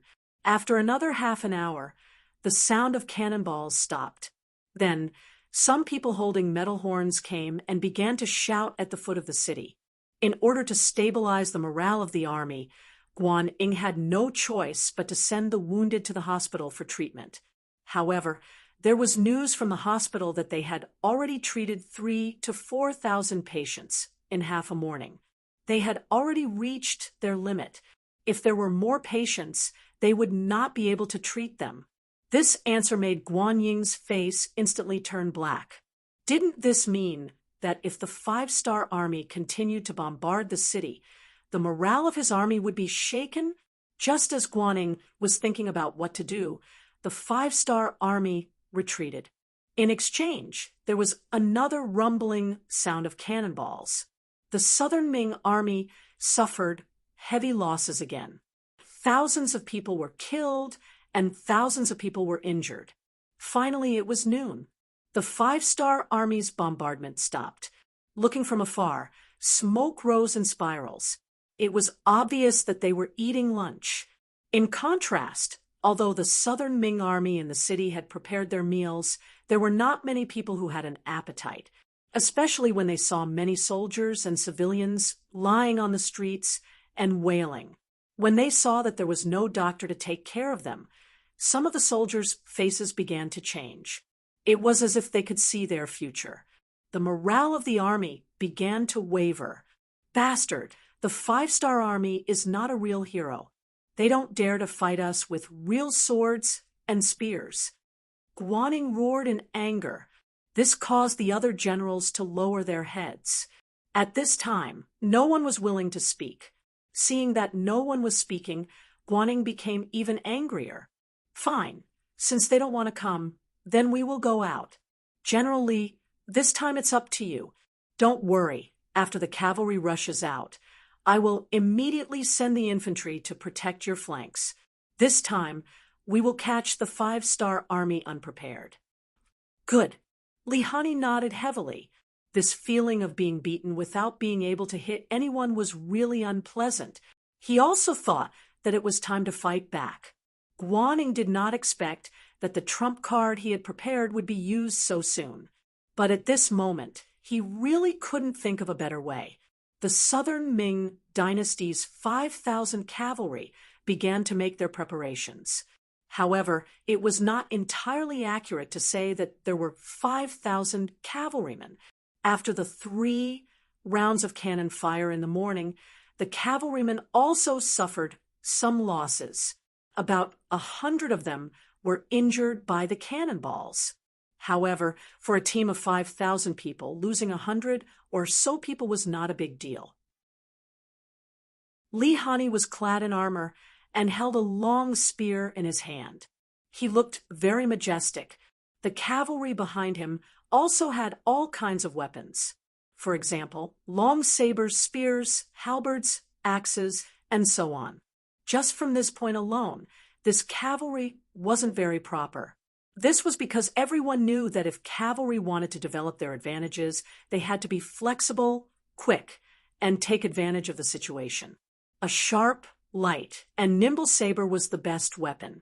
In comparison, the longer a weapon was, the more restrictions it would face. However, at this point, no one cared about that. They only wanted to charge out and catch the 5-star army off guard to take revenge for the cannon fire in the morning. It would be best if they could force the 5-star army back on the right track and let them attack the city. Afterwards, both sides would fight back and forth. That would be perfect. Under the command of Li Hani, the 5,000 cavalrymen made their preparations. The drawbridge at the west gate of the Guangzhou prefecture was also quickly raised, following which the earth began to shake and the cavalry began to charge. The city gate suddenly opened and countless cavalrymen rushed out. When this formation appeared, Yang Qindong, who was standing beside him, couldn't help but tense up. This was the first time he had experienced this kind of situation. It was impossible to say that he wasn't nervous. However, when he looked at his father and the other generals, he noticed that there was almost no change in their expressions. Although the battle was approaching, they were not nervous in the slightest. Generally, people who had experienced hundreds of battles would be calm the closer they were to the battle. They would be able to talk and laugh. After fighting so many battles, they would get used to it. On the other hand, Yang Qindong was already prepared for the possible reaction of the South Ming army. Did they really think that the trenches in front of the city gate were dug for nothing? Did they really think that the cold front soldiers in the trenches were just decorations? In front of the west gate, the cold front soldiers who were chatting in the trenches heard the sound of horse hoofs. 1st Regiment Commander Gao Xiang quickly extinguished the cigarette in his hand and raised his head to look outside. This time, he didn't even need to use binoculars to see clearly. Ha! They are finally here. They are coming from our 1st Regiment's defensive line. It seems that our luck is not bad. Brothers, immediately enter the formation and prepare to fire. Laughing loudly, Gao Xiang arrived in front of a heavy machine gun. He made preparations while shouting loudly. The trenches were 4 miles away from the city gate. A distance of 2,000 meters could be said to be covered in the blink of an eye.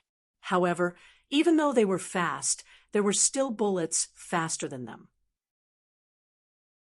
Seeing that the enemy had exited the city gate and was less than 2 miles away from them, Commander Gao Xiang started counting down silently in his heart.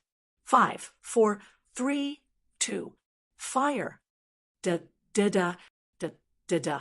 The first to sound was the heavy machine gun in his hand. Following that, gunshots continued to sound, accompanied by the sound of rocket launchers exploding from time to time, greatly suppressing the charging formation of the cavalry.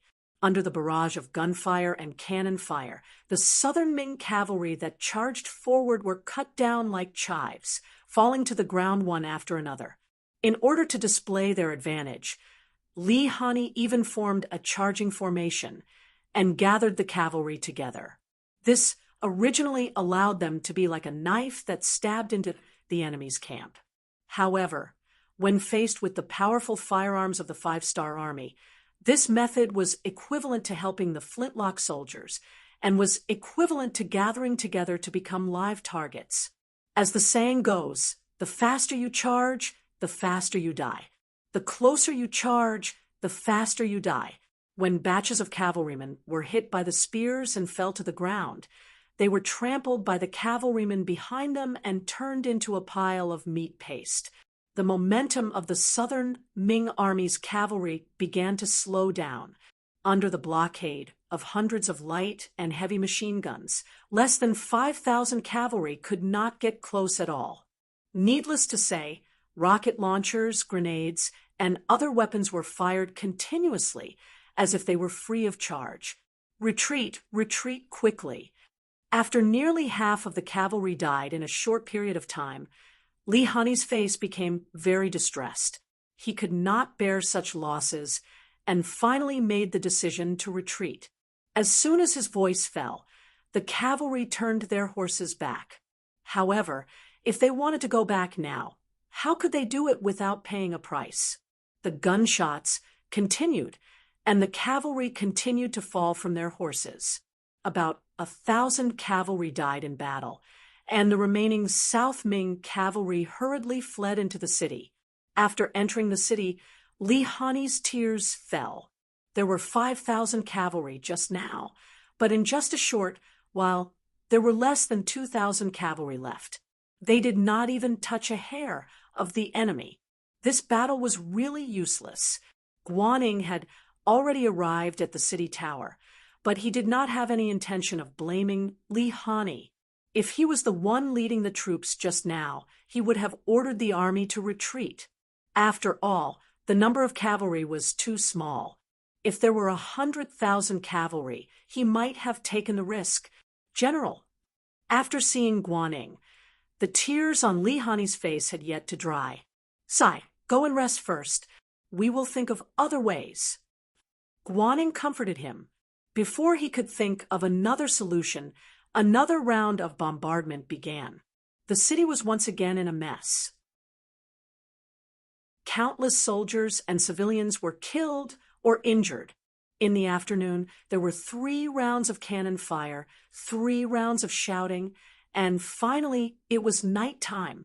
It seemed that they could have a good rest. After a tiring day, Guaning, who was mentally exhausted, was also preparing to go to bed and rest. However, at this moment, the cannons sounded once again. Amidst the booming sounds, the Guangzhou prefecture became lively once again. Not good. The 5-star army is approaching the southern gate. Quickly go up the city tower. Amidst the chaos, a shout suddenly sounded. This made Guaning, who had just left his room, look serious. Then he led his guards and rushed up the southern gate tower. When Guaning went up the city tower, the 5-star army had already retreated. The facts proved that the other party had only sent out a small number of troops. When they saw that the situation was hopeless, they retreated. However, it reminded Guaning that the 5-star army would not only bombard the city, but also steal the city. Pass down the order. Order the generals to take turns to guard the city. We must not let the other party succeed in stealing the city. Guaning rubbed his temples and said with a tired face, in the 5-star army's barracks outside the Guangzhou prefecture, Yang Bo still had an excited look on his face. The battle during the day, especially the scene of the southern Ming cavalry being killed, had really stimulated him. As the sky was already dark, he was still unable to sleep. Thus, he simply went to his father's tent and asked about things that interested him.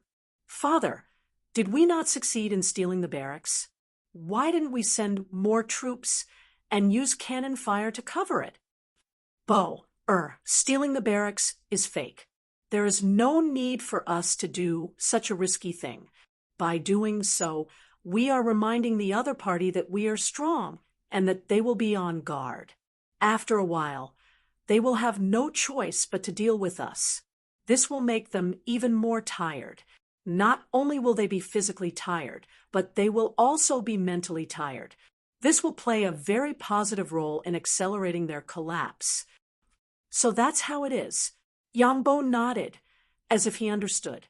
Bo, you must remember that the lives of soldiers are the most important. If you don't have to put your life on the line, do your best to use other methods. This is especially true for the Han people.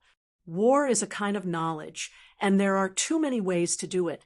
We need to constantly learn. Yang Chendong said earnestly. He was very optimistic about his successor and had great expectations for him. Chapter 1686.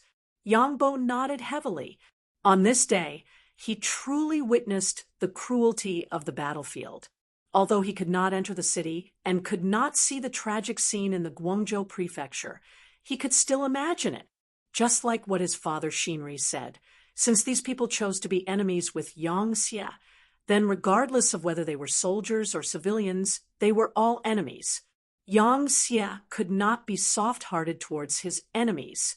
Since Yang Xie had powerful cannons, why not use them to be able to obtain victory and reduce the number of casualties? This was definitely the best choice. On this night, Yang Chendong asked a lot of questions, and Yang Chendong explained a lot. This suitable successor was on his way to becoming an outstanding successor. On the same night, the Guangzhou prefecture was filled with wailing sounds. Compared to before, everyone's mood was obviously much lower now, especially the wounded soldiers who had already been abandoned. Since there were not enough doctors, they were gathered together. Their only treatment was that someone would make porridge for them. As for whether their injuries would become inflamed and whether they could survive, it would depend on their fate. When they were surrounded by a group of poor people, a group of injured people, this kind of sadness would be infinitely magnified. It was unknown who it was that suddenly shouted, "Since the 5-star army is willing to accept us and is willing to provide us with treatment conditions, then why don't you let us go? Yes, we are already useless. We can only wait for death if we stay here. You should let us go." As soon as the voice fell, it was immediately echoed by other people. "Let us go, we want to live. We just don't want to die." Sob, sob, sob. Shouts, cries, curses, and pleas rose and fell one after another. Soon, it filled the entire area. When the shouts spread out, the soldiers who were walking outside were shocked. More people also felt sympathy for them. It was as if they could see themselves tomorrow. These South Ming soldiers thought that the wounded soldiers should be sent out of the city. Everyone had the right to live, right? Due to the lack of information, the South Ming army here did not know that the 5-star army had used the same method to deal with Bai Ming's hundreds of thousands of troops and finally defeated them. However, as their commander, Guaning knew about this matter. He could even imagine that once he agreed, there would be more injured soldiers appearing in the city for no reason. As for where those scars came from, it was likely that it was man-made, and it was just a way to survive. Thinking of the possible outcome, Guaning naturally wouldn't agree to send the wounded out to the 5-star army. "Men, bring my bodyguards to the sick area and warn those people. If they dare to talk nonsense again, they will be punished according to military law. At the same time, tell them that the doctor will be here soon. Tell them to be patient. Also, immediately send people out of the city to ask for help from the capital. Tell them that we need reinforcements and doctors." Guaning couldn't guarantee that the request for help would be effective, but he still had to do what he should do. Otherwise, if the morale of the troops was broken, it would be difficult to lead them. Immediately, a messenger left the Guangzhou government. They chose to leave from the East Gate because it seemed that there weren't any 5-star army stationed there. However, What made people happy was that this messenger openly jumped over the Five-Star Army's defense line. It was obvious that the Five-Star Army wasn't afraid of them asking for help. Good news, General, our messenger safely left. Guangdong's chief of the left, Yang Xian, received the news and excitedly ran over to tell Guaning. Guaning was calm, but he had a bad feeling in his heart. It seemed that the Five-Star Army didn't care about his actions at all. They clearly wanted to eat him up. Since that was the case, then he had to persevere and see if there was still a chance to counterattack. Perhaps the other two provinces would defeat the Five-Star Army and come to help him. As long as there were reinforcements, they would be able to kill their way out and surround the Five-Star Army outside the city like a dumpling. The night passed in fear and trepidation. Every half an hour, there would be cannonballs entering the city from outside. Occasionally, there would be small groups of Five-Star Army attacking the city, causing the Southern Ming Army to be extremely annoyed. When the sun rose, most of them had dark circles under their eyes and looked very tired. Boom, boom, boom. Boom, boom, boom. After breakfast, the large-scale cannonballs started again. Unlike the small skirmishes at night, the cannonballs during the day were much more intense. In just one morning, after 3 waves of cannonballs, there were more than 5,000 injured soldiers in the city and more than 3,000 dead. The reason why there was so much damage was because the Five-Star Army's cannonballs were much fiercer than yesterday. Secondly, there were too many Southern Ming Army soldiers in the city. Sometimes, a single cannonball could kill a few people and injure a dozen or more. Under such attacks, the Southern Ming Army began to lose a lot of soldiers. There was no need to talk about the dead, as they could no longer speak and had already become history. However, those who were still alive and injured were really a headache. They kept wailing, which was a huge blow to the morale of the army, especially when the Five-Star Army outside the city would send people to persuade them to surrender after every half an hour of cannonballs, saying that they were willing to take in the injured soldiers. This was like an outlet for everyone to vent their frustrations. More and more injured soldiers began to clamor to leave the city. Even though Guaning sent out his personal guards and even promised these injured soldiers that he had already asked for help from the imperial court and that more doctors would come soon, the problem was still not solved. This was because in the span of last night and this morning, there were more than 200 injured soldiers who died because they did not receive treatment in time. Looking at their comrades, who were shouting the same slogan as them dying in front of them, the other injured soldiers did not care about anything else in order to survive. They all shouted loudly and made the same demands and slogan. After another afternoon of cannonballs, there were thousands more injured soldiers. When their group reached more than 10,000 people, the slogan was so loud that it could be heard clearly in any part of the city. General Li Hani had a bitter expression as he walked into Guan Ying's temporary residence. There were some words that he had to say. Guan Ying received Li Hani in the main hall. When he saw the other party's dark expression, he knew what the other party was going to say. He shook his head and said, "General Li, this general understands your intentions, but you really can't do this. Don't tell me you want to watch these injured soldiers die." Li Hani finally could not hold back the anger in his chest. Among these injured soldiers, there were actually many from the Wide Sea Guards. They used to be his comrades. Now that they were going to die from injuries as a general, he naturally did not feel good. "Calm down. Bear with it.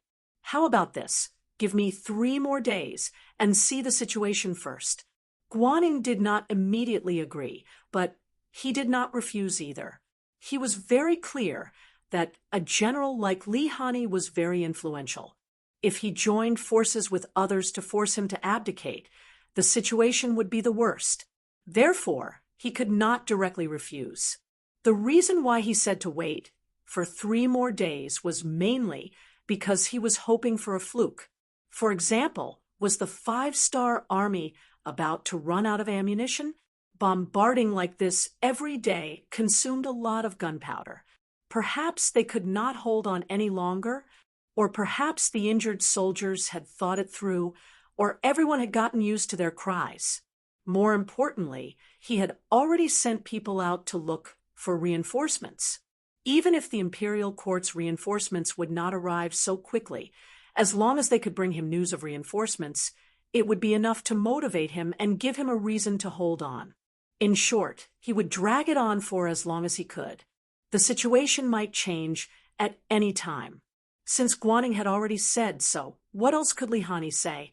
The imperial edict clearly stated that the Battle of the Guangzhou Prefecture had to follow Guan Ying's orders. If that was the case, he would wait for 3 more days. The bombardment continued, as did the persuasion to surrender. Yang Qindong did not order the soldiers to attack the city.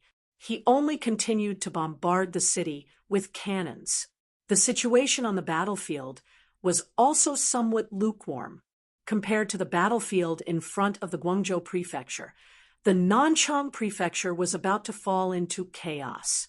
Jiangxi consisted of Nanchang Prefecture, Guangxing Prefecture, Raozhou Prefecture, Nankang Prefecture, Zhejiang Prefecture, Ruizhou Prefecture, Yuanzhou Prefecture, Linjiang Prefecture, Fuzhou Prefecture, Jianchang Prefecture, Ji and Prefecture, Ganzhou Prefecture, and Nan and Prefecture. One was San Prefecture, Ning Prefecture. There were 77 counties below. Due to the large territory, although it was not the fragrance of fish and rice, nor was it a heavily taxed area of the southern Ming Empire, it was still a strategic location. This time, the southern Ming Empire had sent 200,000 soldiers here. In addition to the 100,000 soldiers from the original province, there was a total of 300,000 soldiers. Although it was not as strong as the 450,000 soldiers of the Guangzhou Prefecture, it was still a strong military force. Although Jiangxi's secretary of the left, Li Qing, was very nervous, he was relieved when he learned that the five-star army had only sent a little over 100,000 soldiers. The reinforcements sent by the imperial court were led by General He Ku. When the command of the 300,000 soldiers was handed over to him, one could clearly see that he was excited. He Ku was a veteran general in the army. He was in his 40s, and he was at his most mature and stable age. However, the moment he held military power, he unknowingly became arrogant. He Ku, who did not come from a good background, had relied on his own efforts to get to where he was today. Because of this, he desired power more than others. Now that he finally had power in his hands, he wanted to perform well, especially when he learned that the five-star army only had a little over 100,000 soldiers, which was a third of his forces. He decided to take the initiative to attack. The 300,000 soldiers were organized into 6 square formations by He Ku. Each formation had 50,000 soldiers. 3 of them were in charge of facing the enemy head-on. 1 was in charge of attacking from the back, and the other 2 were in charge of flanking the enemy. Once they formed an encirclement, it would be time for them to attack from all sides. This matter was decided. In the past, when He Ku led troops to suppress bandits, he did this. Reality proved that this method was very effective. You're tuning in to the Mystic Fist YouTube channel. Don't forget to subscribe and join us on this journey to catch the most captivating stories.